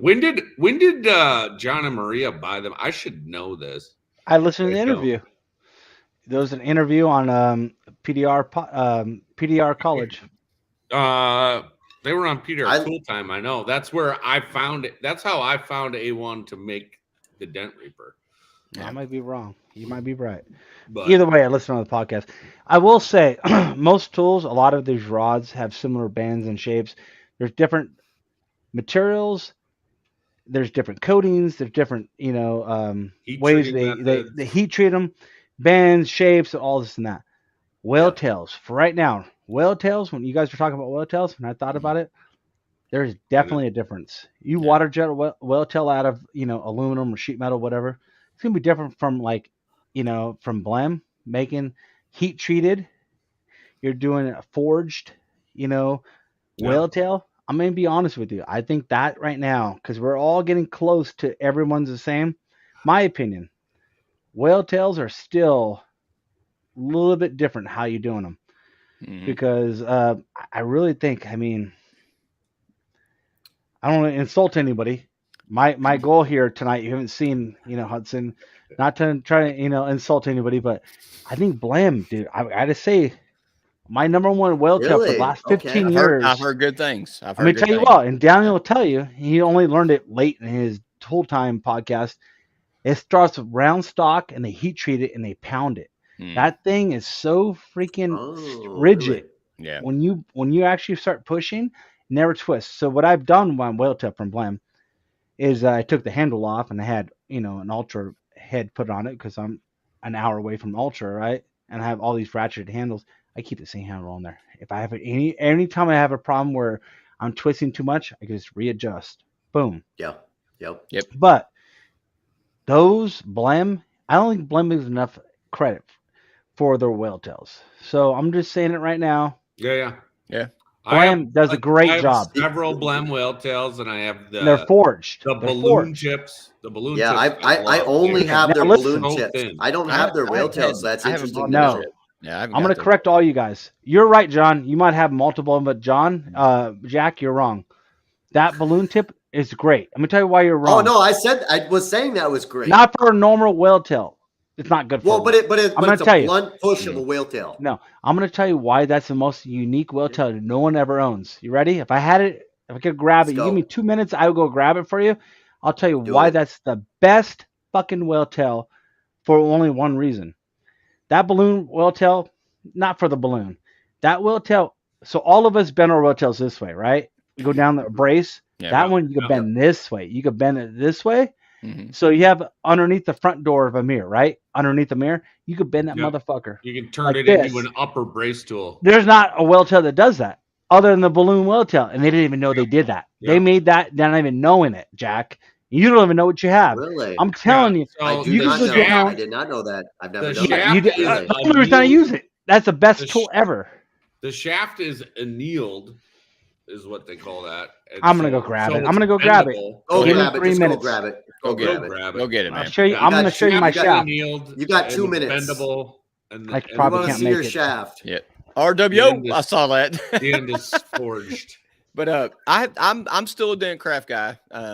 I was gonna say I'm the same way. I've got I haven't bought most of my shit's Dent Craft. Yep. The balloon. I have not bought the balloon tails. Those are money. Buy them. Yeah, I will. I just, you know what I'm saying? I always get opinions from people. I heard his Blims they're great whale tails. I've heard a lot of good things. But coming from a 20-year guy, I'm using Dent Craft, and I've got one whale tail I think I've had for 15 years sitting on my cart. The other ones I've lost. And listen, so much of what we do is muscle memory. So when you get used to, you're grabbing your orange handle whale tail for, you can look at a dent and be like, oh yeah, orange handle whale tail. Yep. Well, I've bought my execution. You're quoting it, and you know immediately. Oh yeah, I'm gonna take my blue-handled ultra thin whale tail, slide that between the brace right underneath the door mech, and I'll be done in 3 minutes. Yeah. And still, you have to punch it in to DentMate or Mobile Tech or whatever, and look at the guy and say, "Yeah, it's going to be $150," and you're going to be done in 45 seconds. Whoa! It's behind a brace, so that's obstructed. So plus 25%. Now, guys, listen. If you're fixing take a tip here. If you're fixing a dent like that, get on your phone and Facebook a little bit. Get a coffee. Don's right. Fix your dent. Make it look good. Just kidding. Yeah. Oh, you gotta set up a camera. You gotta do. You gotta get your before and after. You got to TikTok for a minute. You got to, you check the weather. Anyways. Yeah. You got to set up your multiple iPhones because I don't have what's the fancy camera that Toledo's been using now? What is it like? That is the Taj Mahal of cameras, man. Yeah, he's got a three camera. Mike does have all. That is a beautiful. So when on my last video that I did on TikTok, I did a bunch of cuts, like in, out, left, right, whatever, like that. It was between two iPhones, and so many people were private messaging and regular messaging me like, "Oh, you got that like multicam that Toledo used?" I can't think of the name. It starts with the M. whatever. It's on my other computer, but Yeah. like it's just like no, you just make it do. So let's go, Matt. Let's go. What's up? Matt, what do you? Mike. Matt, what'd you go get? I'll give you. Hey, real I'll go quick, next. see it. just so you know, Jack, you're never gonna catch up with Mike.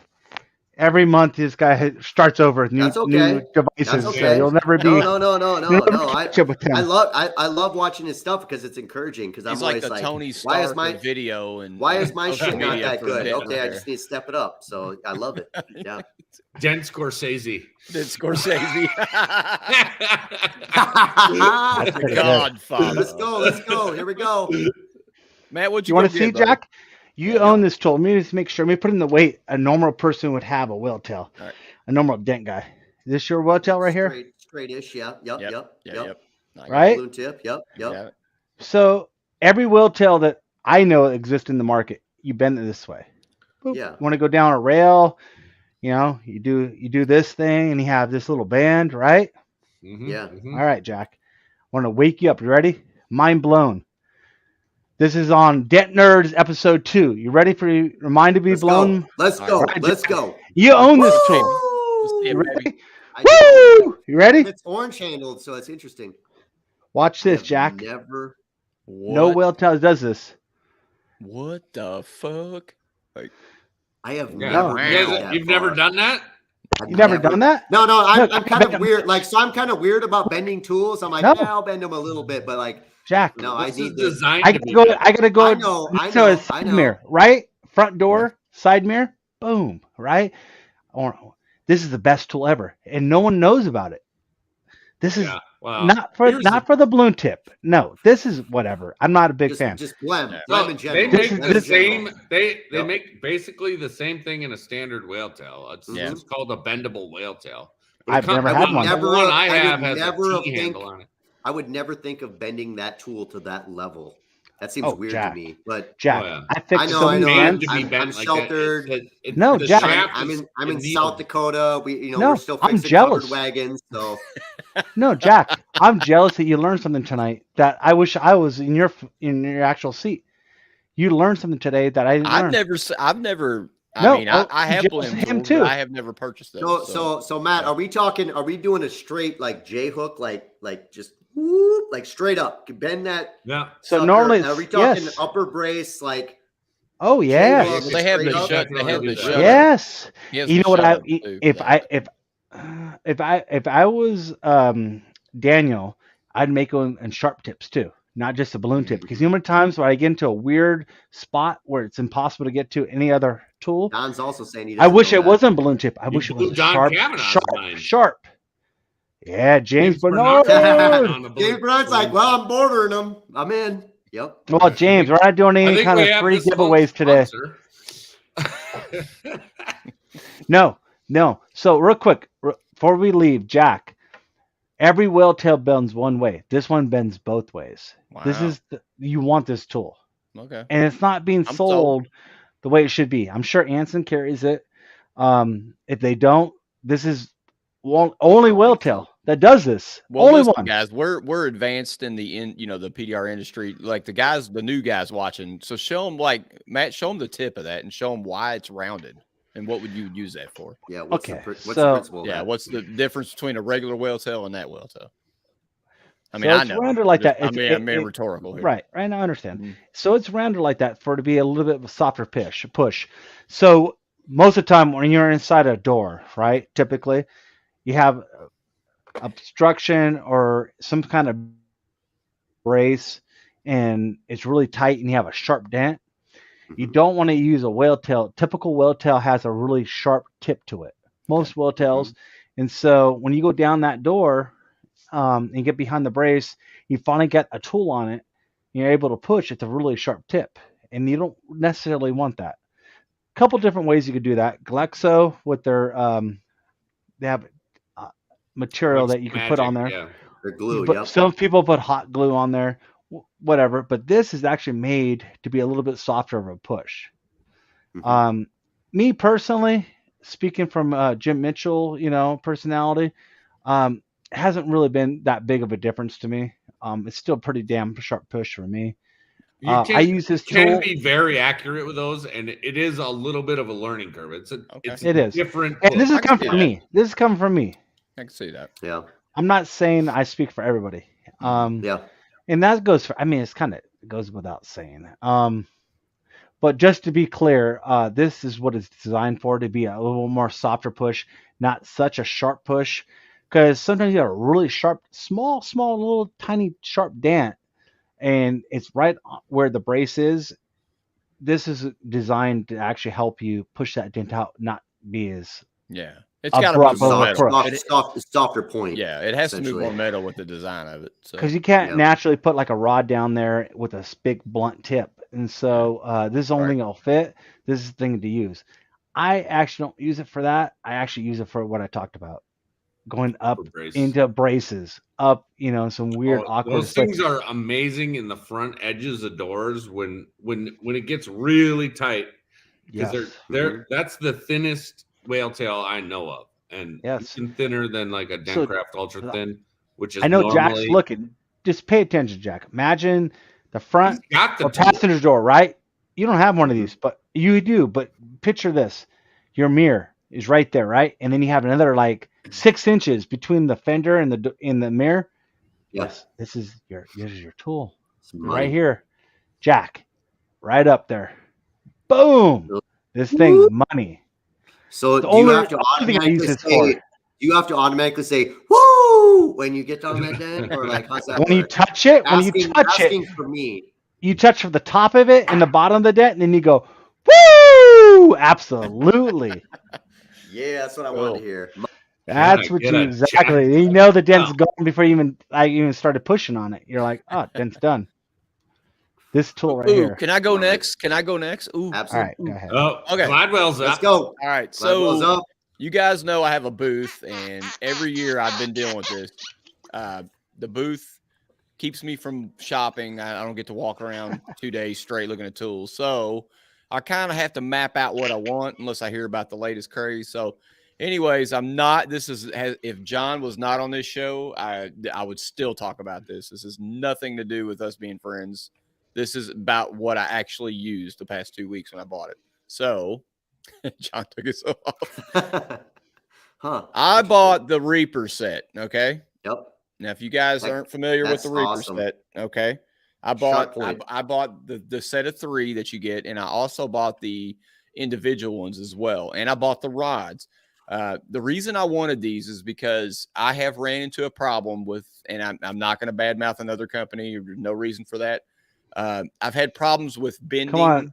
Come on, you got Jim in No, we're not DNA Jim. And bending, and I feel like that company sells some good tools that I use a lot, and this here is more versatile, and I think this was necessary and needed in our industry.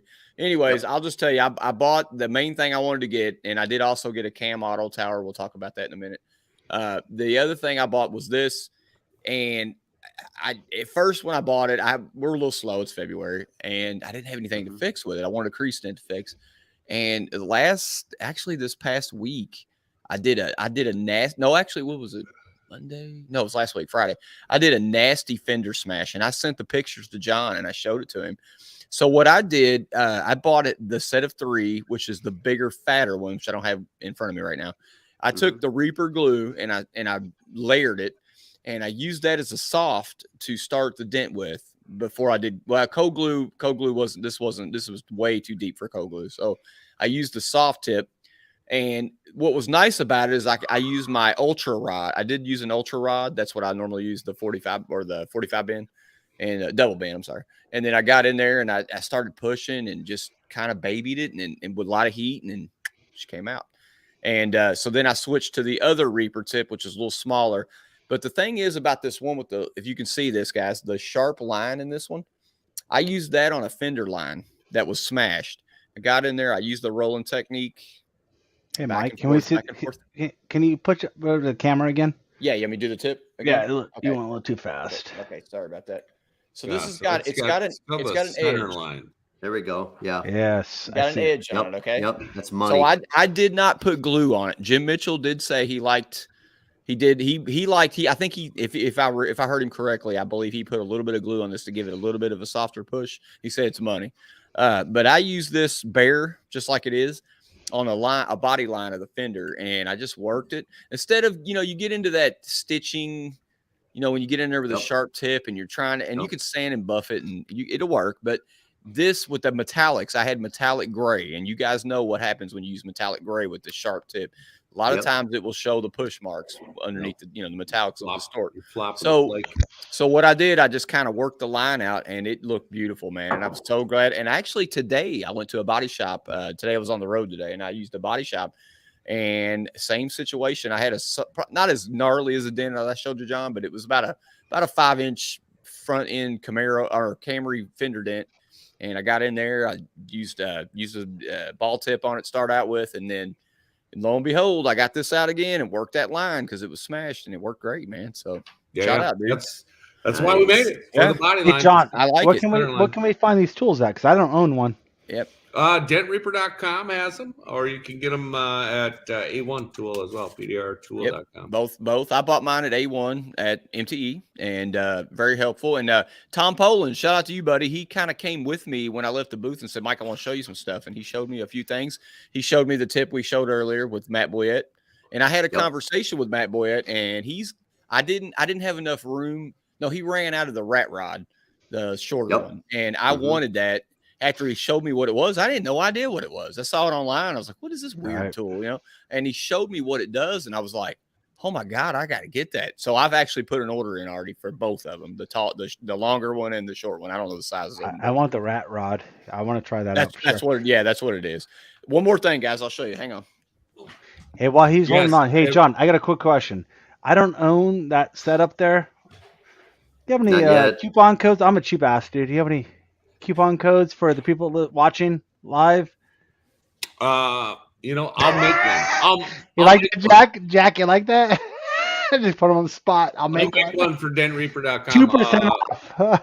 You know what? I'll make it Dent Nerds. You guys see that? So there you go. Our listeners can get a. Oh yeah, that's what I'm talking about.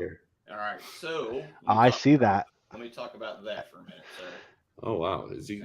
He's got his. All right.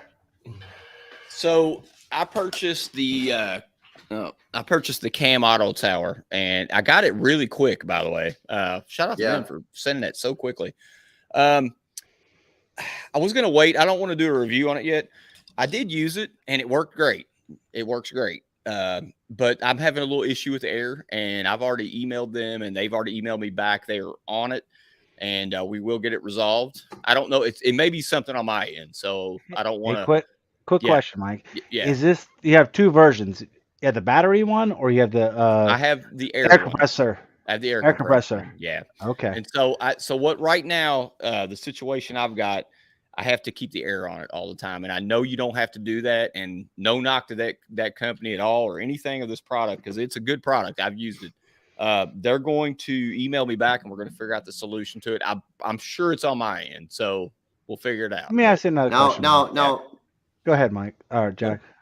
I was gonna say, so you mean like the air is constantly running on your compressor to keep suction? Yes, because if I unhook it in about maybe 5 minutes, it's losing air, and then it won't hold anymore. Okay. And so I know that's not. I know it's not. But it doesn't have like a bat vacuum style setup, so it's not constantly. There is one. So Jack, there is one like that with the battery. But you put the 12 volt on. It costs like $200 or $300 more. I chose to get the air one because it's going to be at my shop mainly, and so I have a compressor. No, I get it. And so I have a compressor as well, so that's totally up my alley. And again, this show we're going to talk about tools and things, and this kind of thing happens, and I'm going to figure it out. Like I said, I got it. Watch the video on how to set it up and everything. Hopefully we'll resolve it. You never know. But I did use it on a dent, and it worked fantastic. I did pull a nice big dent out with it, and it was awesome. So I have a little bit of experience. One day with the Mike's shop, Mike Toledo. He's got the battery operated one, 12-volt one, and I will say that thing is solid. Yeah. Very solid. We had no issues with suction cup or losing air. Okay. So you might have just a faulty seal. Yeah. But that thing is serious. Yeah. I took that thing to a next level. Like, you have different companies that have pull towers, and whatnot, Ultra and all these other companies. Point is, mobile guy like me, I'm the only guy here that's mobile for the most part. I know John's a little bit. John's a little bit. I still am too. I still am too. All right. But the point being, I could put that in my truck. Like the actual, Yeah, it's that not setup, not super heavy. It breaks down. It's super light, and it's full aluminum, right? Yeah. But you take the drill, drill, battery powered one, and it very rarely kicks back. And it's on wheels too. So if you got a ramp or anything in your van, like I got, I could literally wheel that up in it. I mean, it'll fit. Yeah. So something's wrong with the seal that you have, because the one Mike got for a demo, I hung on that thing last month. I don't know what it was, but I was pulling on it and it was not moving. It didn't even re-suck. It didn't even reattach. Like, it was solid. Well, in the video I watched from Cam Auto, it said you can leave it for like 2 days and it won't leave suction. Yeah. But let me tell you something. Something's wrong with yours. Yeah. And we'll resolve it. I'm sure they've been very helpful. They've been emailing me, and this thing happens, and I don't mind talking about it and being honest about it. Oh, he's a great guy. Yeah. And we'll get it resolved. But it's so anyways, when I sucked it down, I pulled on it as hard as I could with a strap, and I mean, my weight, I couldn't pull it off. It was super strong. So, yeah. No, I think I'm gonna buy one for a mobile guy, put it in my truck. No, I think that is like the best system he's come up with. Yeah. I mean, for like tension pulling. I've Well, seen recently a just couple of different ideas. That's the best. Off of my tank stand, which is bolted to my floor, so I don't have one of those towers. So I just hook it up to my motorcycle tank stand. It's bolted to my floor. Mm-hmm. I pulled the fucking the anchors out of the concrete. My stand was about a 1/4 inch on the back side. It was cocked about a 1/4 inch. I pulled the fucking anchors right out of the concrete. I was pulling on this door so hard. Was that on that lower door, Dent, that you sent me?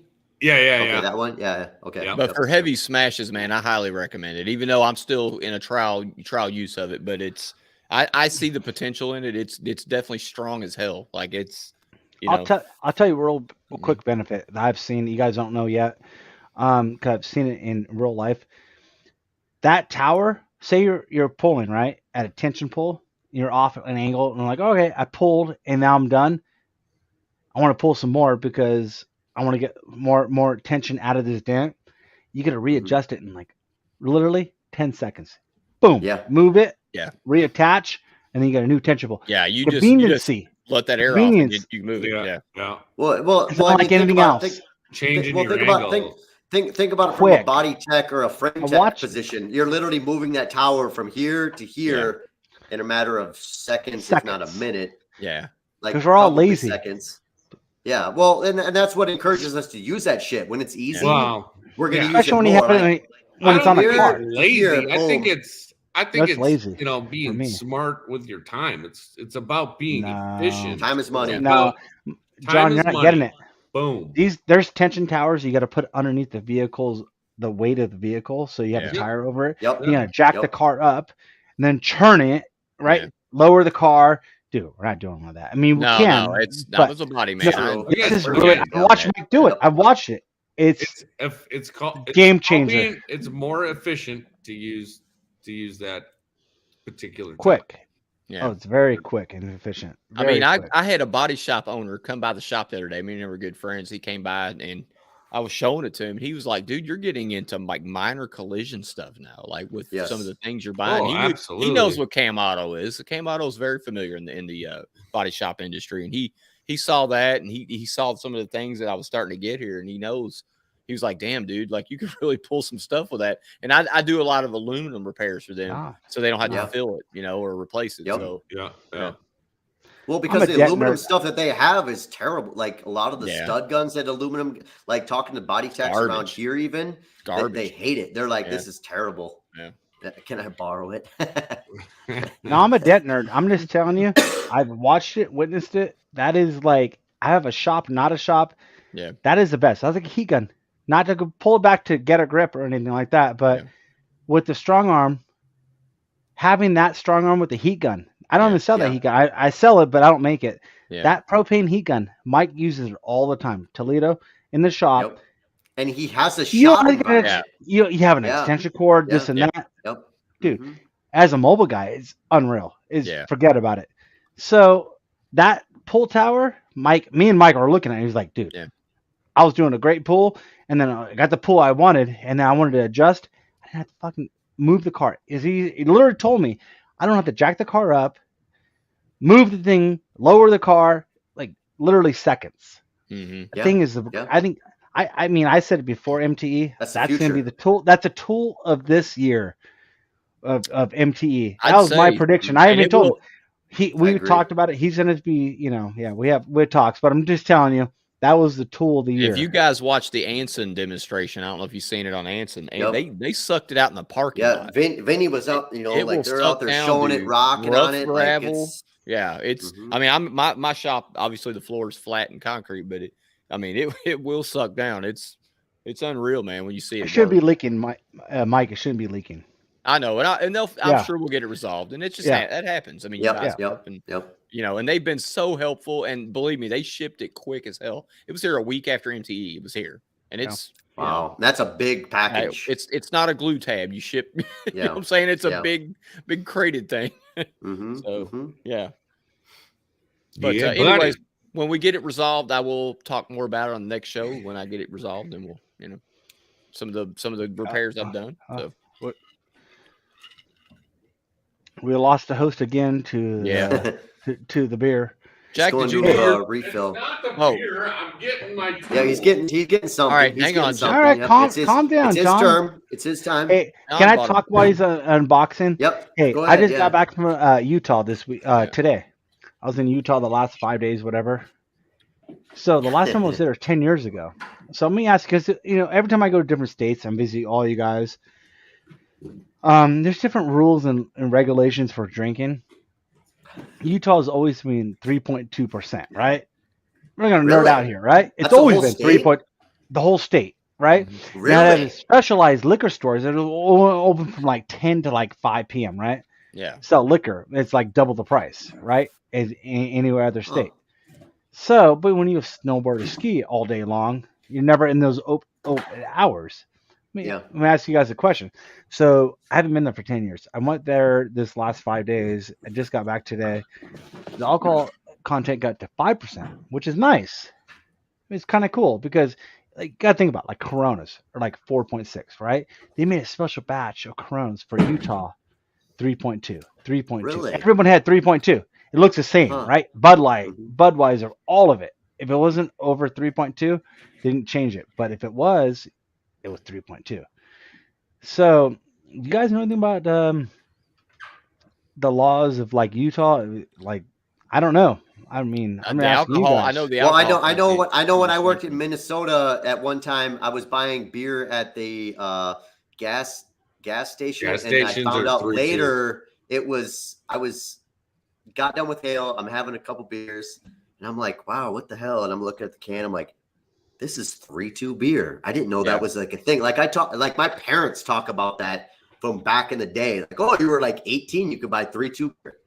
Like that was a thing. I didn't know that was a thing Utah. From the whole state of Utah. Yeah, like I knew it was a Minnesota gas station only thing, but anyways. Yeah, really? They took over the whole state. So it changed to 5, which is cool. And they have every beer that's over 5, they'll still have it there, but it's still 5%. Right. Crazy. Crazy. I think it was Iowa or somewhere I was at. It was the same thing. Was it Michigan? Where'd I go with you? It was John. I went to Gene Fetty's Pittsburgh. Pittsburgh, yeah. Dude, you couldn't buy more than 10 beers at a time. What? Yeah. So I go to the grocery store, right, with a bunch of people. I forgot who they were with me. I wish I could name them all, but they drove me there. We got there, got beers, went to the actual checkout. Mind you, Jack and Mike, they had an actual bar inside Vons, inside the actual grocery store. A bar. You sit down at a bar. Oh, we've got those here. Yep. I like this place here only sells a 10-pack though. So you go to the beer section, you check out with 2 10-packs. They go, nope, you can't do that. You can have 2 IDs. So what do you like? Walk in and then walk back out. I got 4 guys in the truck outside. One per Oh. ID. So 10 beers I ain't gonna go in very there. far. if I go Sure, right now everybody with wanted to buy one a 10 10 pack, pack. Yeah. and I come back with another 10 pack with an my ID. Oh, you could do that. I literally did that 4 times. One in the store. She left the beers at her counter. I literally walked up, bought it, put it in the truck, walked back, bought it, put it in the truck. Craziness. That's why we're friends, Matt.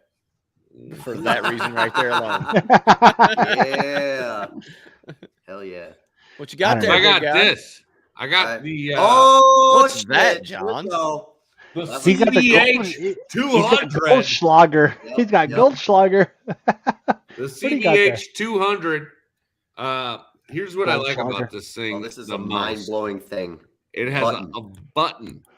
So if you guys have ever used the power box, you gotta clear the e-coat, get under there to shrink. Yeah, you can that burn down. interior in people's cars. What Yeah. the fuck is he doing? But dude?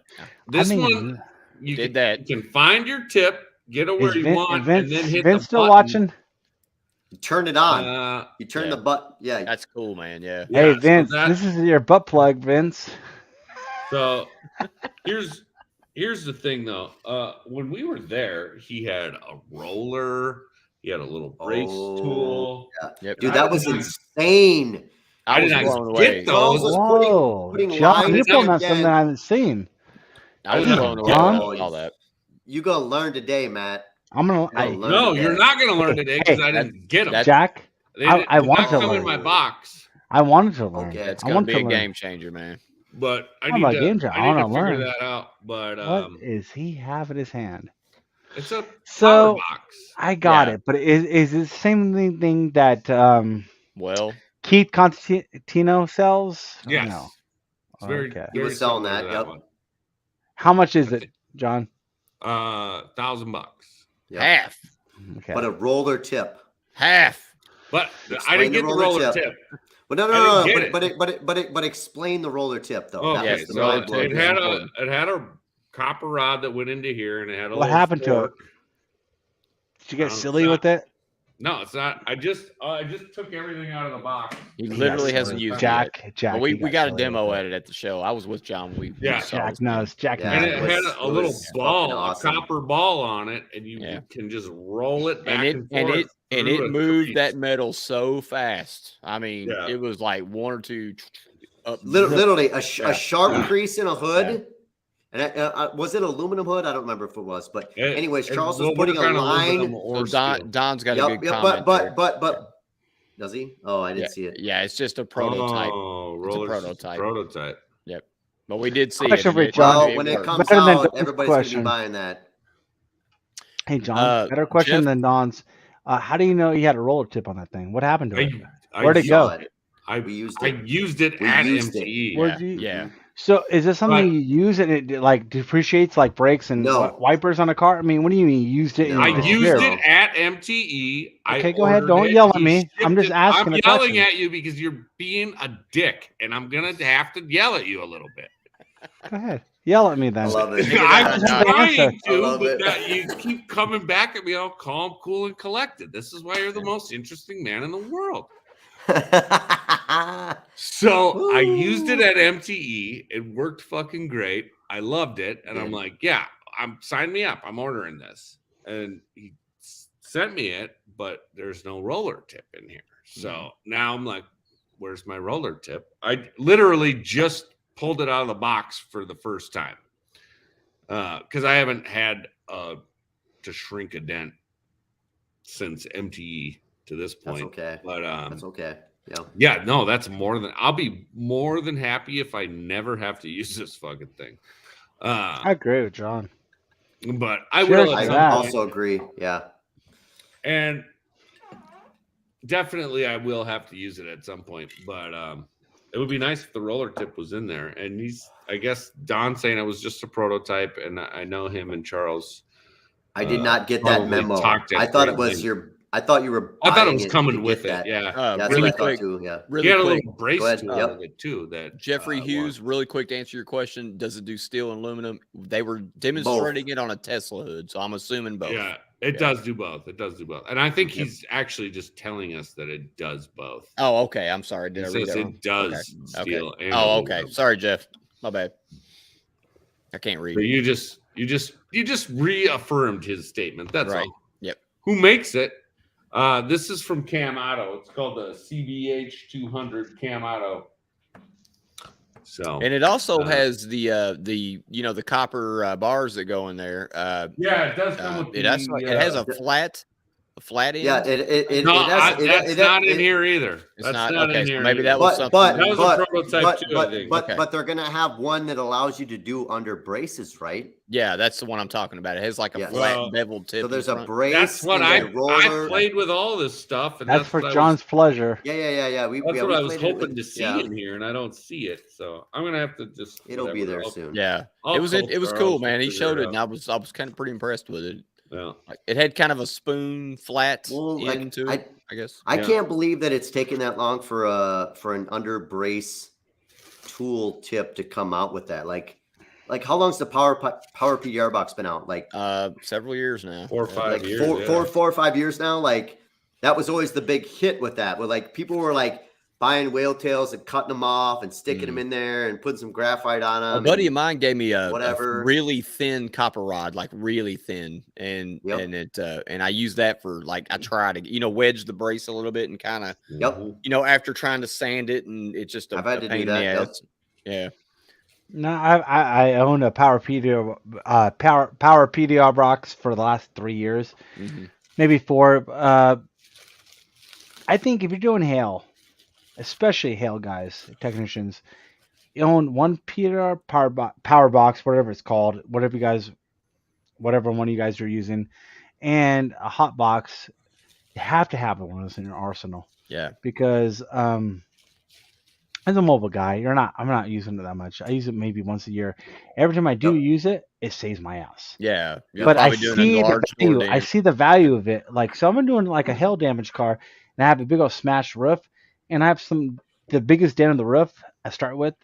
If I could save that fucking dent, I get the rest of the roof that what it's going to cost, what I'm actually charging for. It's worth it. That one dent could be the determining factor. Yeah, So hold on. There's it's huge. A Facebook it's huge. user asking, are the attachments the only difference from the power PDR box? No. So that's Alex. Why do I see that? Hey, John, I want to know why I know this guy's name. It's Alex. Oh, I love Alex. Me and Alex talk and text more than you fucking Alex, put your name in the actual link, text. Alex. There you go. Put your last name, Alex. It's so John, tell him the difference. Yeah, go ahead. Dent Hunters. So this one has a button. Arizona. So you have to push the button to activate it, Alex, which is way better. Yeah. So you can find your tip and then push the button and then I can see that. Yeah. So that's dope. Another thing is when I was testing it at MTE, I pushed the button, I'm rubbing it on the dent, and I start seeing smoke, and I'm like, oh shit, it's smoking. I don't want to burn the paint. And Charles was like, no, keep going. It won't burn the paint. And sure as shit, dude, I was trying to burn the paint and could not burn the paint. That's interesting. Yeah. There was smoke, but the paint was fine. Yeah. Let me ask you a question, John. Was there a dial to adjust the intensity of it?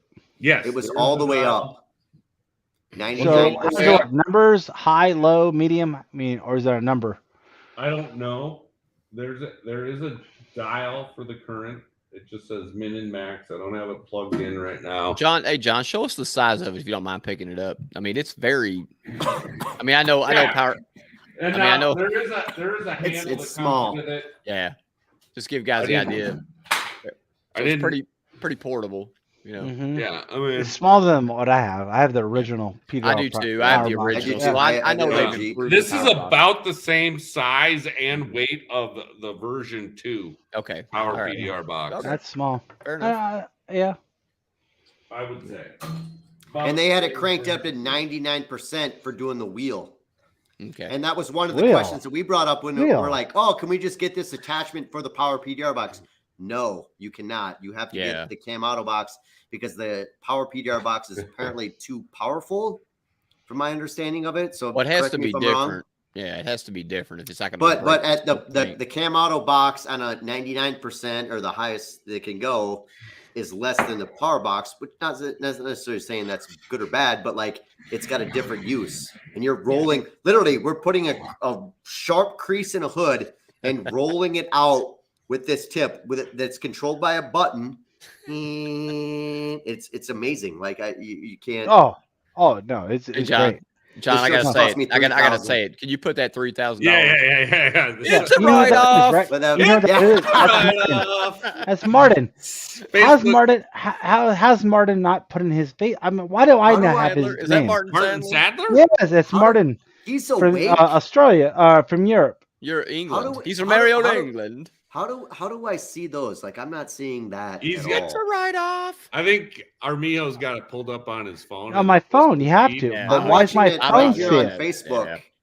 Yeah. When you're Okay, watching whatever. on Facebook, it shows on Facebook, but if you don't give StreamYard permission, then StreamYard can't show it. I don't understand why my phone sees it and then Yeah. my computer doesn't see it. But I don't know. Oh well. Again, That's Martin. StreamYard is That's Martin. Martin's Speaking of awesome. which- Hung out with him at Speaking MTE. of Awesome which, guy. Martin was awesome to hang I out love with at Martin. MTV. If you don't- yeah. And it's Hey, cool to Yeah. You put gotta hang English out with people Martin if you have together. a chance. It's cool to put English people together. Daniel and him got along great. My 4 4 a.m. p.m. here. I just crapped my bed. That's coming soon for me. Time Damn. to go to the pub. damn. Yes, sir, Chris Allen. Oh, love it. Yeah. Did everybody yeah. talk about their favorite tools they bought? No. So I haven't used that one. Okay. All right. So I did. I'm gonna go use my favorite tool. I'll be back. Jesus. He's I got love a, that what he is this? You got a 3-inch wheel now? banner. Is he He gonna hung use his his 3-inch banner wheel in now? front of his door.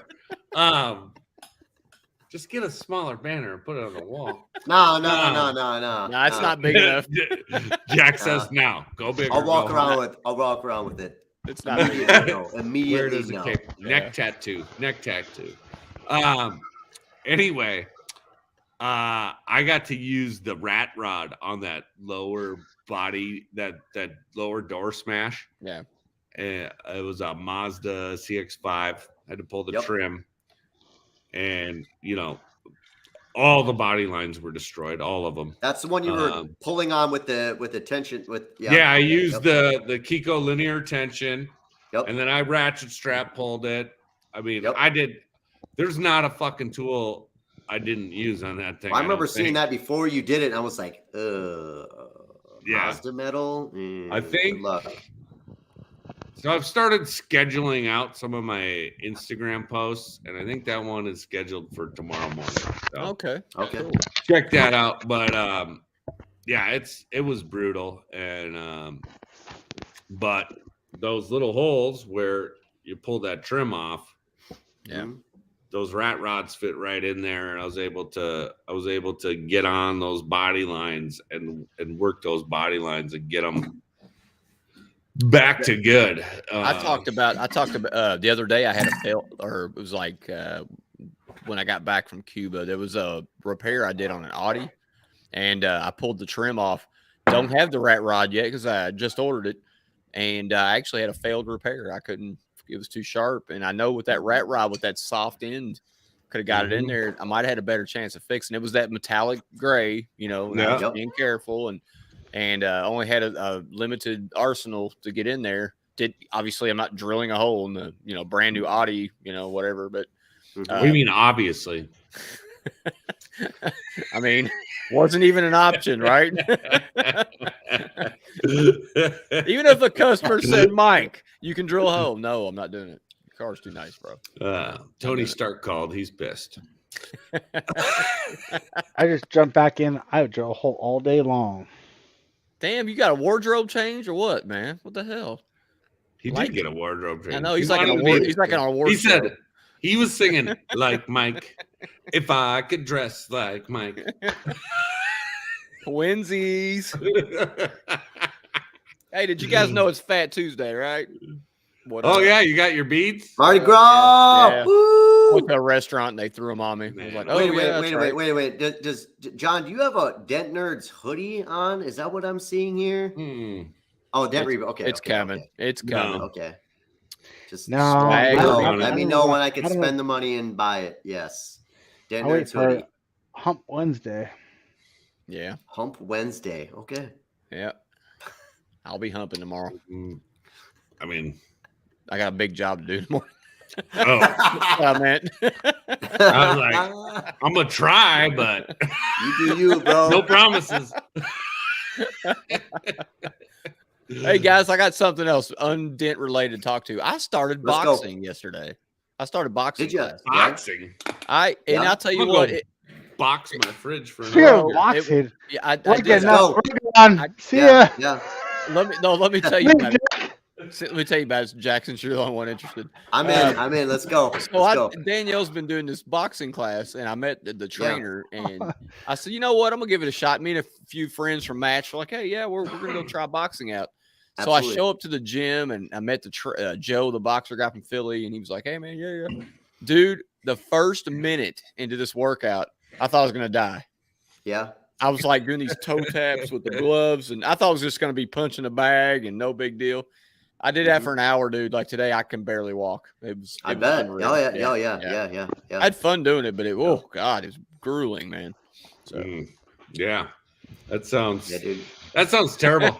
Dude, so you start talking about exercise, cardio workouts Get a beer. Cardio workouts are something we don't realize that we need, but we need like that in yoga.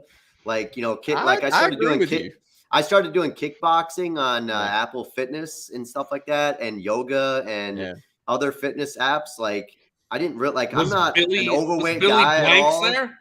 Were you doing a little Taebo? Like it's one of those things like where you don't realize like how out of shape you are until you start doing like kickboxing, yoga, like HIIT, like different type of fitness workouts. Like it's a mind blowing thing. Like how like I didn't feel like I was like, oh dude, I'm on my feet all the time. I'm working my arms all the time. How big of a thing could it be? No, it's gonna kick your ass. Yeah. Hey, Armijo. I'm living it right now, dude. I did Armijo. 4 days of snowboarding, and I didn't realize I had abs. I'm like, what is this in my stomach? What's the back of the shirt say? My gut. Yeah. I'm like, what is this? Can we see the back of your shirt? Yeah, let's see the back of the shirt. Yeah, what do you got going on there, Matt? Let's go. I want to read the back of that shirt. Yeah. Say it, bro.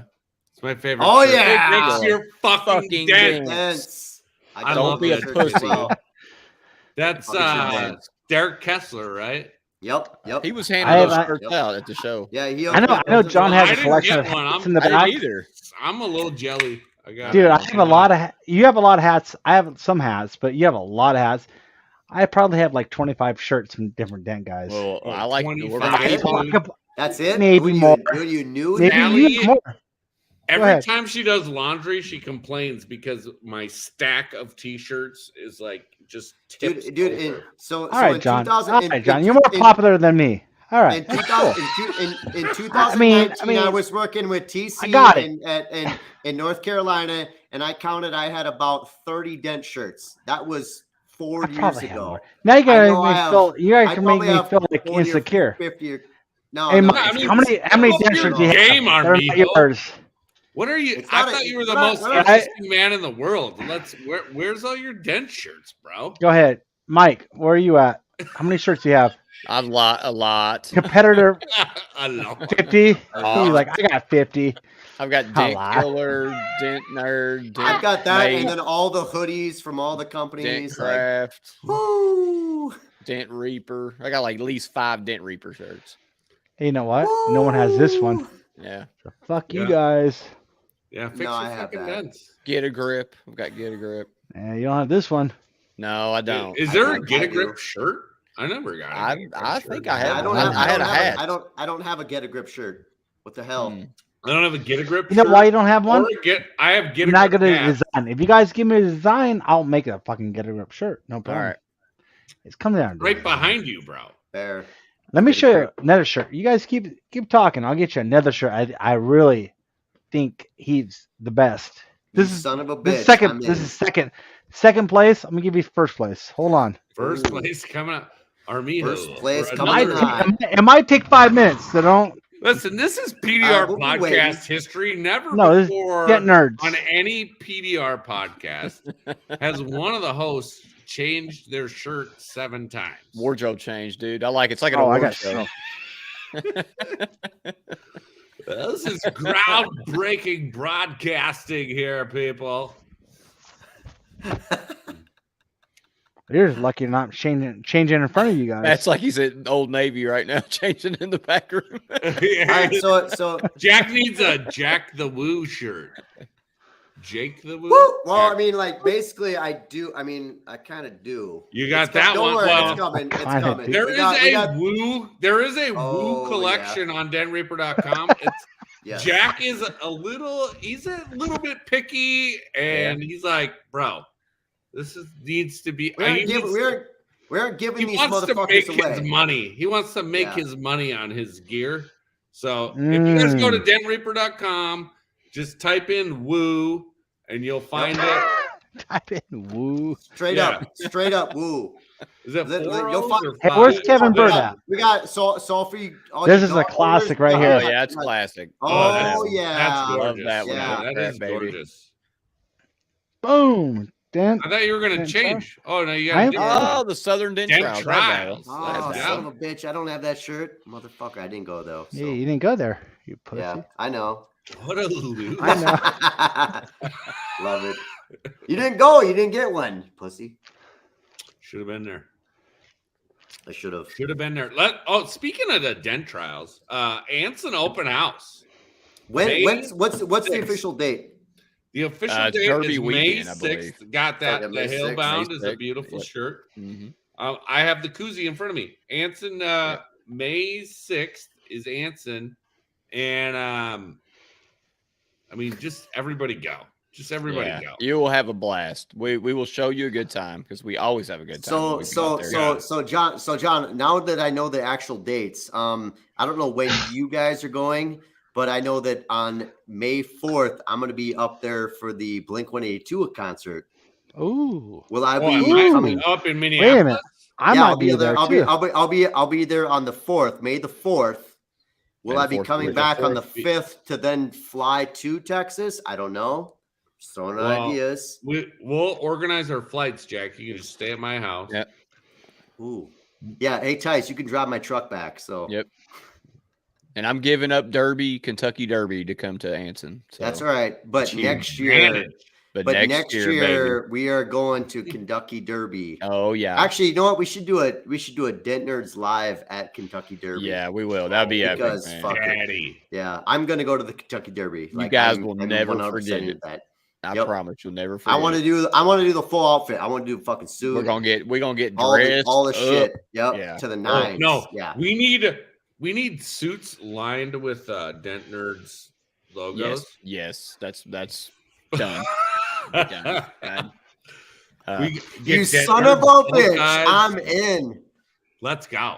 The women wear big hats. We drink mint juleps and bourbon and bet on horses and smoke cigars. It's the best. And have a Time suit line with ever. Dent Nerds. I'm in. Hey, Mike, Yeah. not to call you out, but you just came back from Havana, right? Cool. Yeah, you did. Yes, I did. I had a great time there, Talk man. about that. Yeah. That was an experience. Honestly, since this is a PDR podcast, the cars out there were amazing. If you think that that's bullshit that they drive I'm those sure- old cars I'm around, sure. no. Every car was like that. A lot of shit boxes too. This is a poor country, but I tell you what, man, I didn't see a new car. I think I saw one new truck. Wow, when we went out to Are the they all tobacco like farm. 57 Chevys, like I would Yes. assume, or So like they're Really? passed down. They're Oh, passed down Vision from Dent, that's a generation. nice one. They're passed down from generation to generation. A lot of people told me they don't have like transmission fluid, things like that we take for granted. They make their own with soap and different chemicals, and yeah, it's crazy, man. Like, What? so they like being down there, man. I learned a lot. See, tourism is the Humble. main income for the Yeah. country. So far as Yep. like getting hurt or being scared down there, like Mexico, you gotta be careful. but when you go to Cuba, the government scares the tourists. I mean, not tourists. They scare the locals so bad. People. They're like, don't fuck with the tourists. They don't fuck with They tourists. don't Really? fuck with the tourists. They'll steal from you. They'll pickpocket you. They'll con you, but they won't hurt you because they 20 feet under. How many days were you there? I was there Thursday to Monday, and I did not know you went before. I would have got a load. So we went back when it wasn't even legal. I mean, I'm Yeah. assuming it's legal now. It is legal. Let's just We let me went say this real quick. 2012. Let me say this Yeah, real go quick, Matt. It is. You can go, but you have to have a reason for going. You can't just go on vacation. We went for a cigar education. We had an itinerary. Got a guy that said it. I know it sounds funny, but that is why we went. And the guy, That's why I would go cigar education. guy set it all up. I got to tour cigar factory. Or where rum, they make rum education. all rum. The rum was amazing. I don't even like rum. Oh my god, it was amazing. Is there such Love a it. thing as Cuban ass education? It's funny So- you asked that question. Let me. Well. Actually, All right. So I'm in a relationship. So I was good boy. I'm married. I I'm stayed married. at I hotels. just like learning. But I'm gonna be I like honest with you. I learning. was with some single guys, learning. and We're Dent Nerds, like learning. so the single guys that were with me, the women there were kind of throwing themselves at the dudes. I got like stories for you. yeah, they were. Endless stories. They're looking for green cards. You know what I mean? So yeah, it was a great trip though. I had a great time. Some of the best All food I right, ever had in my hold life. on. We need to get a story from the most interesting man in the world. Like I can see his wheels turning. No, I got too many stories. This is what I'm thinking, John. This is what I'm actually thinking. We'll save it for the next podcast. Next podcast. Okay. Next, We'll talk podcast. about it. All right. All Yeah, right, fair I enough. spent the whole entire week in Cancun style, Cuba, and then I went to Bay of Pigs and scuba dived. Right, for 2 days. Really? So Yeah. we'll talk about You're a it. big We'll have scuba photos. diver, yeah. Cool, man. Yep. Yeah. Now, cigar. We went to the cigar factory in Havana. Yeah. I did too. I went to the same place. I bet we went to the exact same one. Probably. Yeah. Yeah. And this resort, I asked this one butler, like this guy was like out at 1:30 in the morning. We're drinking in the lobby. Yeah. We're just like, hey, when's the last time you were American? He's like, oh yeah, I saw an American like 13 years ago.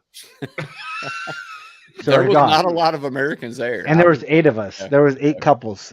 Yeah, dude, it was Wow. awesome. Yeah. Best trip ever. a lot of Russians, a lot of Chinese, a lot of Europeans. Yeah. Yep. I will say this. I did get to do something really cool. It probably wouldn't be cool for most people, but if you smoke cigars, I went to the Rubano tobacco farm. You smoke the cigars? What? Oh no.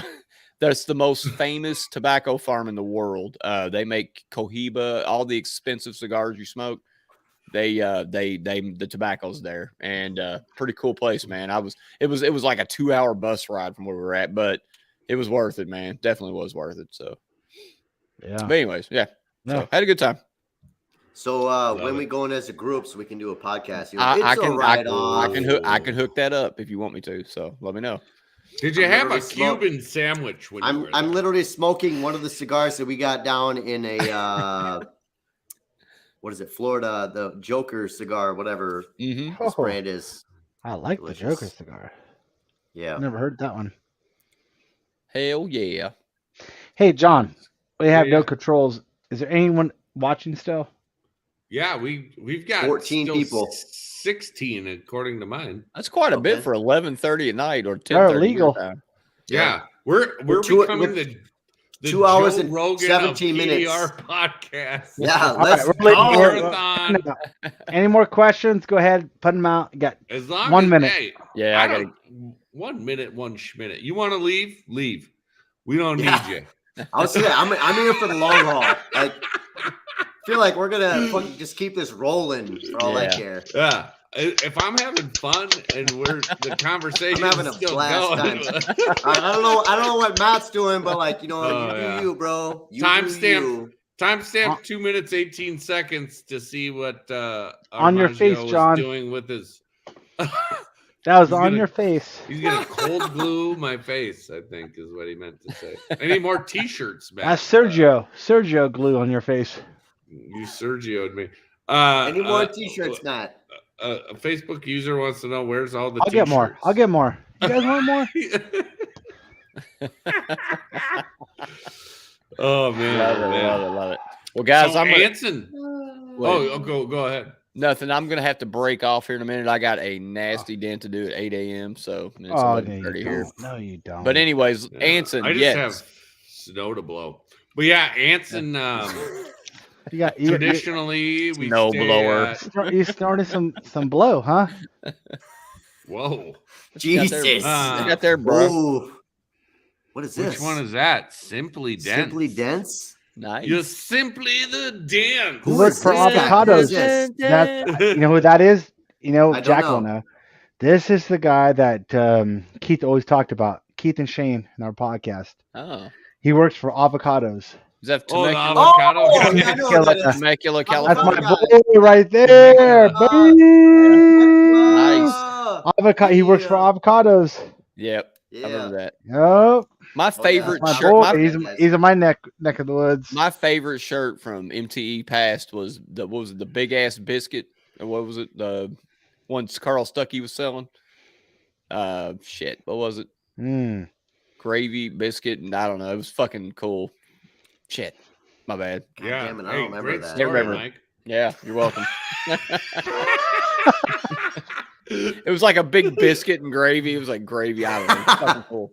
Dent Yeah, Killer. baby. Yeah, I got that. I got a I bunch of got those. that, Yeah, man. everyone has Bring up that the one. shop. All right, hey. I got a Yeah.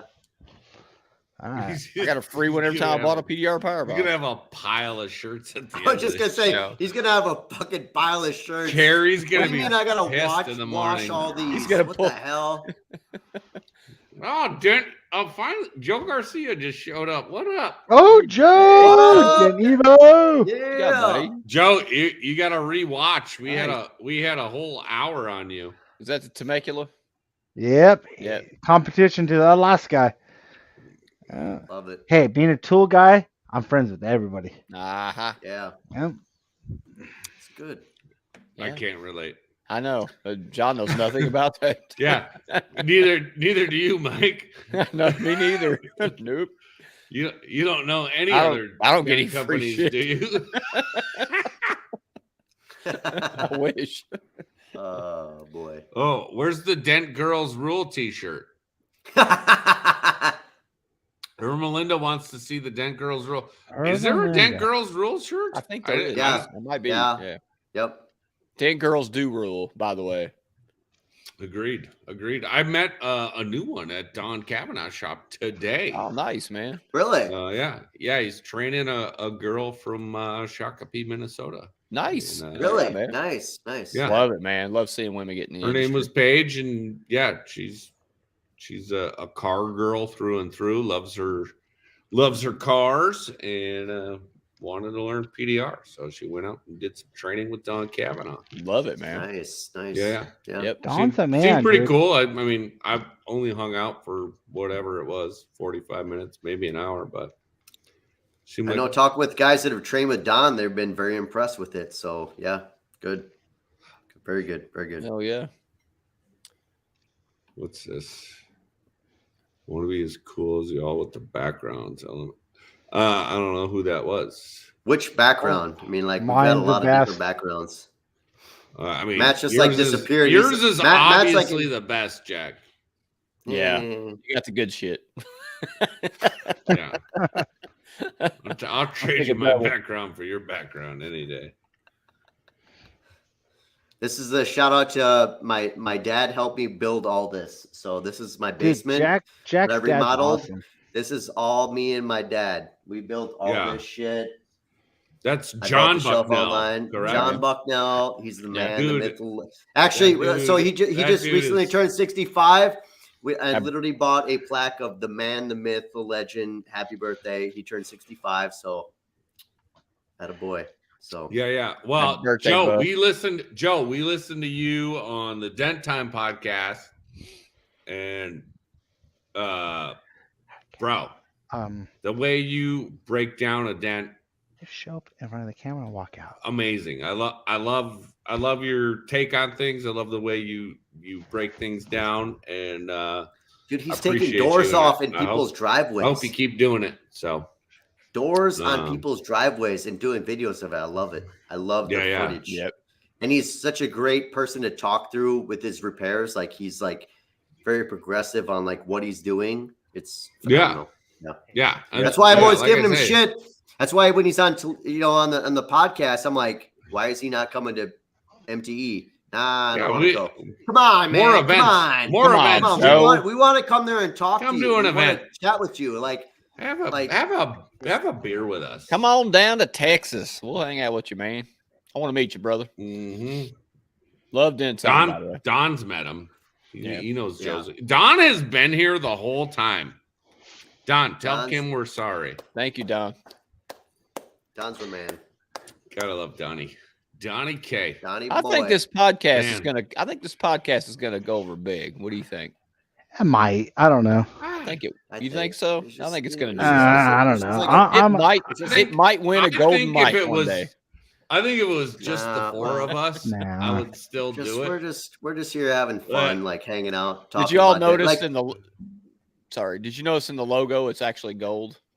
Oh, did you do that on purpose? One day, You baby. mean- I didn't notice that. One I day. didn't notice One that. day. Really? Oh, baby. One day. Hey, no, you know what? Hey Cliff, good to see you, bro. Real quick, John. I don't know about the whole podcast barnyard and all this StreamYard and You know, like Podcast Barnyard? Barnyard, yeah. You're gonna learn today. I'm picking dude, up what the you're putting the down. comments are not coming through on real time. I'm looking at my phone. I'm seeing all these comments. We're just not seeing them. Well, it's, right? it's in real because time. of the Do different. you groups. actively have to push them, right? Push them Yeah. through. Yeah. Always so- I have to. Yeah. Did I miss I- something? Yeah, you missed quite a bit. So I'm just trying to wonder, like, It's do I hard to need keep up. I get it. Keep up. Joe is I a mean, god. I got that one. Joe Joe is Evos, the good, yeah. not He's Joe. the is Cliff said- God. I Cliff mean, said- he might be a god. Cliff said he could drink you out of any bar in the world. I believe that. Tim Green said he's watching you, and then Don said, you're a piece of shit. I mean, I'm missing all these. What, like, Yeah, I didn't see that one either.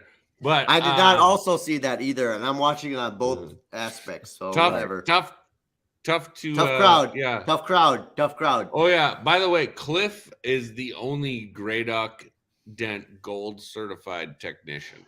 What? I've had a few different guys work for me, and Cliff is the only one that's gold certified. So Yeah.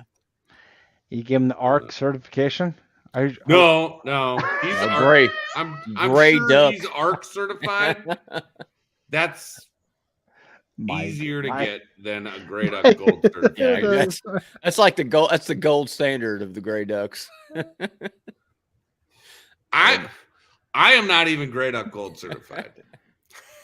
Good It's luck. my company.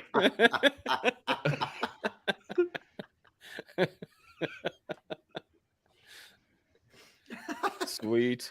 Love it. Yeah. All right, boys. I gotta go. Cheers, Y'all can boys. keep it going. Wow. I'm sorry. I'm being a puss. I gotta get to bed. So, It's all good, bro. all right. Love Yeah. you guys. One Good nerd night. down. One nerd Ready down. to go. One Hey, nerd nerd. down, buddy. We have a sticker for you, nerd. Oh, he's already gone. He'll hopefully we'll rewatch. He'll watch the replay. Realize that You'll he watch the was, replay. We'll be He like, won't. dude, you missed out on so much more. in fact, being a pussy. All right.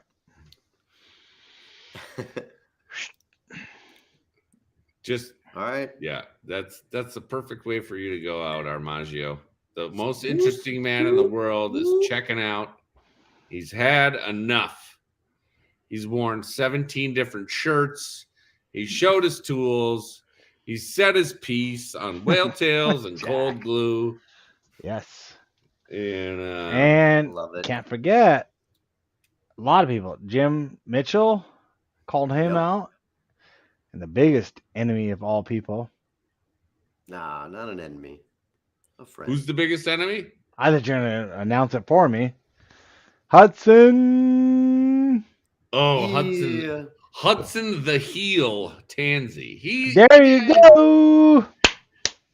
He plays into it. He knows what he's doing. I know. He knows I'm what fucking he's with him. doing. I don't care. Fuck. I enjoy his entertainment. I do. I told him too, it's as all in well. love. Yep. Yeah. We need a Hudson in the group. Yes, I'm trying to be the Hudson. I'm actually trying to be the Hudson. Not Don't doing try a to- good job. don't- I'm not don't I'm doing a try good to job. be. Do not try to be Hudson. You're already not. the most interesting man in the world. Just be you. All right, Yeah. I am. Exactly. I agree. Yep. Ice fishers. These are ice fishermen. Whatever. Yeah, I just any put it. I just put a. Because it's over. I have a put question for you I guys. just put a second TV in my ice shack tonight before we get on this podcast. You saw the photos I sent you today. What the Yeah, I fuck's know, up with the I ice know. fishing, dude? That's what I thought. That's what I thought. When I see ice fishing, that's what I thought. Huts on the fucking ice lake. Yeah. Is that not what is happening? I mean, that was a I piss watched poor them. example. The last 4 days Yeah, of snowboarding, I had to drive by this example. lake. Cool. was a So you piss met poor up for example. one So you day. tell people are Those example were fishermen. temporary. First off, Matt, did you see the Oh, like? shit. So, Should we like, continue this after the podcast? this is an anomaly, but like, did you see the walleyes that I pulled through the ice? The 27 and 24 inch walleye. I did. Me and Carrie, me Phenomenal. and my wife, see that. We were shocked. I was And also we shocked as well. Those are the biggest fish I pulled through the ice. Now, do they fight you and- when you're pulling them up or no? No, actually, one of them was live with John. Yeah, I was we were FaceTiming John. FaceTiming. I was FaceTiming John and Sally at like 4:00 in the morning. It was 3. And I'm just like, whatever, 3:30, whatever. And I'm just like, hey, I've got something on my That'd have been mind like here. 1 in the morning, 12 o'clock. And John's got John did screen recording of it. I'm FaceTiming him. I'm just like bullshitting, like, hey, blah, blah, blah. It's going good, whatever. Whoa, hold on. You say, wait a minute. Are we about to see the fucking big son of a bitch? I knew you had a fish on because you were like, you got all weird and then you like went away. And I'm like, he's got a fish on. And when you came back with that fucking monster, was that the 27 or that was 24? a 27? That was a 27. That thing was a 27-inch monster, walleye. Dude. 27-inch walleye through the ice is a fucking fantastic in South, especially in South Dakota. Once in a lifetime. That's a big fish. Like I felt like I probably should have mounted that, but like I let him go. Like let him slip. You can have a fiberglass. Hey John, is there still people watching this talking about Yeah, actually, it's people on. It's watching Jack getting excited about a 27-inch wiggler. 17, even better. I like it. All right. Well, I want to make sure if we're going to do ice fishing is pretty bad. It is. Let me send a photo too. Dude, you saw my photo, right, Jack, today? Or yesterday? Yeah. No, that's what I pictured. I know what you mean. That's ice fishing to me. When you guys told me, hey, we're going to ice fish, that's what I thought. That's what I always see. I've been to Tahoe and driving by ski resort. No. That's ice fishing. No, today, no. Utah. Every day I drove by the resort. Immediately, I had 4 different resorts that driven by. Every one of them had driven this lake, and they're all on the fucking ice. That's a half day. That's a half day. Those guys are psycho. No, they're in the night. In the night, John. They're in the night. No. We talked about today. Last night, they were out there in the night. The same people. We took photos last night. They're all in the light, dark. And we're like, dude, these people are either really into ice fishing or they're psychopaths. I don't know. Yeah. So you're not approving. Hey, you're not approving. We're putting you guys all in the same group. Last night, driving by. If you're not approving, that's cool. Give me respect because what we saw I doubt the they night, were sleeping out there in those portable shacks. Dude. Oh. They probably just left their shacks up because I don't know. They could. I'm gonna call my wife. So they didn't have to reset them up. But I got Ray. Let me see what Ray's got to say here. I think Ray should be part of this fucking group. Now, from that perspective, there's I've slept in portable shacks before. Here we go, John. You get but after you get the Taj Mahal, you get the Taj Mahal, go ahead, Jack. A small apartment complex, now with 2 TVs. You fuck around, you find out. That's just how it is. Oh yeah. Hey, Jack. Yeah. I don't think you heard what John was saying, but let me ask you a question. No, I heard the entire time you guys. Those people in the tent. Is that not normal? You're like, that's a day people? Because those people did not move. I did in your 3 guys' days of snowboarding. I drove by that same lake every morning. Didn't move. In your environment, what is it like? Fucking 30, 40 degrees? Cool. That's cute. Wow, that's cute. Like that's warm. On the lake, it's probably like 30 degrees. Yeah, Hey, today shit. it's Me probably, and it's probably John like were ice 15. fishing. Me and John were out ice fishing, and we were trying to freeze ice balls for our like whiskey cubes. We couldn't get the ice to freeze. It was like mid to high 30s the whole time. John was there. Yeah. He witnessed it firsthand. So what you're trying to say? Oh, yeah. I don't get what your argument is. My argument is not as my argument is not as cold as you think, and also in a pop-up style shack, I've stayed in those before. Like it's not as cold as you think. Like you've got a heater. Like you have a All right. You know what? propane. I'm tired of motherfuckers. Let me just send a photo. Let me throw this whale tail behind me. Well, I've seen the photo. I've seen it, but I saw maybe you need that. to share it I to the saw other that group. photo. Cliff, let me send you a photo, Cliff. Send Cliff a photo. Cliff doesn't know what he's talking about. Cliff's also gonna. Why are Cliff's we- also gonna laugh at you and be like, Probably. Yeah. Yeah. I know. Cliff I know. knows cold better than any of us. I don't Yeah. think I have Cliff's number, but I'll send him photos. You didn't see the other photo. I sent you guys a photo. I didn't send you the video. Let me send the There's video, of to you that. guys. You didn't see the video. Oh yeah. Yeah, no, the magic of ice fishing is when you get a permanent shack or a wheel shack, a wheelhouse. Like Jack Yep. has it's called a wheelhouse. Yep. It's a trailer essentially that you drop down I on the saw ice. it. So it's I like saw a it. No, mini RV. Way luxury. You It's just like drop going- drop 6 it by down 19. onto the ice. 6 by 100% 19. agree. We've got 2 full-size beds, no problem. A table, a flat top, a portable smoker. 100% agree. Like we're in like Flint. Like I went last weekend, and I'm gonna go again this weekend as well. All right, next podcast we're gonna do ice fishing tips. I thought about doing Pros actually and this cons. from my ice shack in my driveway, but I was like, I don't know I'm about thinking that. people watching right now, we gotta cut it. We'll talk about this after. Yeah. Okay, that's I fine. All gotta right, be- yeah. I gotta be. This I is gotta be the devolving. guy. The Dent information is devolved. We're here to add value to the Dent community, and we're just talking shit about ice fishing at this point. So I don't want to get in. I don't wanna get into the dirty details about it. I'll wait. All right, Okay. fair enough. I'm not. Oh, dude, it's bad. I don't have a sign off line. We need a sign off line. Be better. Be better. I don't hate it. Do you remember Shane Jacks always said get better? Get better. Yes. But we're That's what just he saying said, huh? be better. Don't just be better. We could all be better. Be better. All right. That's Seems like a nerdy fucking thing to say. All right, so I'm gonna run the outro, and y'all stick around. Until next time, be Be better. better. Be better. We just want to thank you for tuning in to another episode of the Dent Nerds PDR podcast. We hope you enjoyed the show and learned something new about the world of paintless dent repair. We'll be back next month with another exciting episode, so be sure to join us. In the meantime, don't forget to share our podcast with your friends, join the Dent Nerds Facebook group, subscribe to our YouTube channel, and leave us a review on your favorite podcast app. Thanks for listening, and we'll see you next time on the Dent Nerds PDR podcast.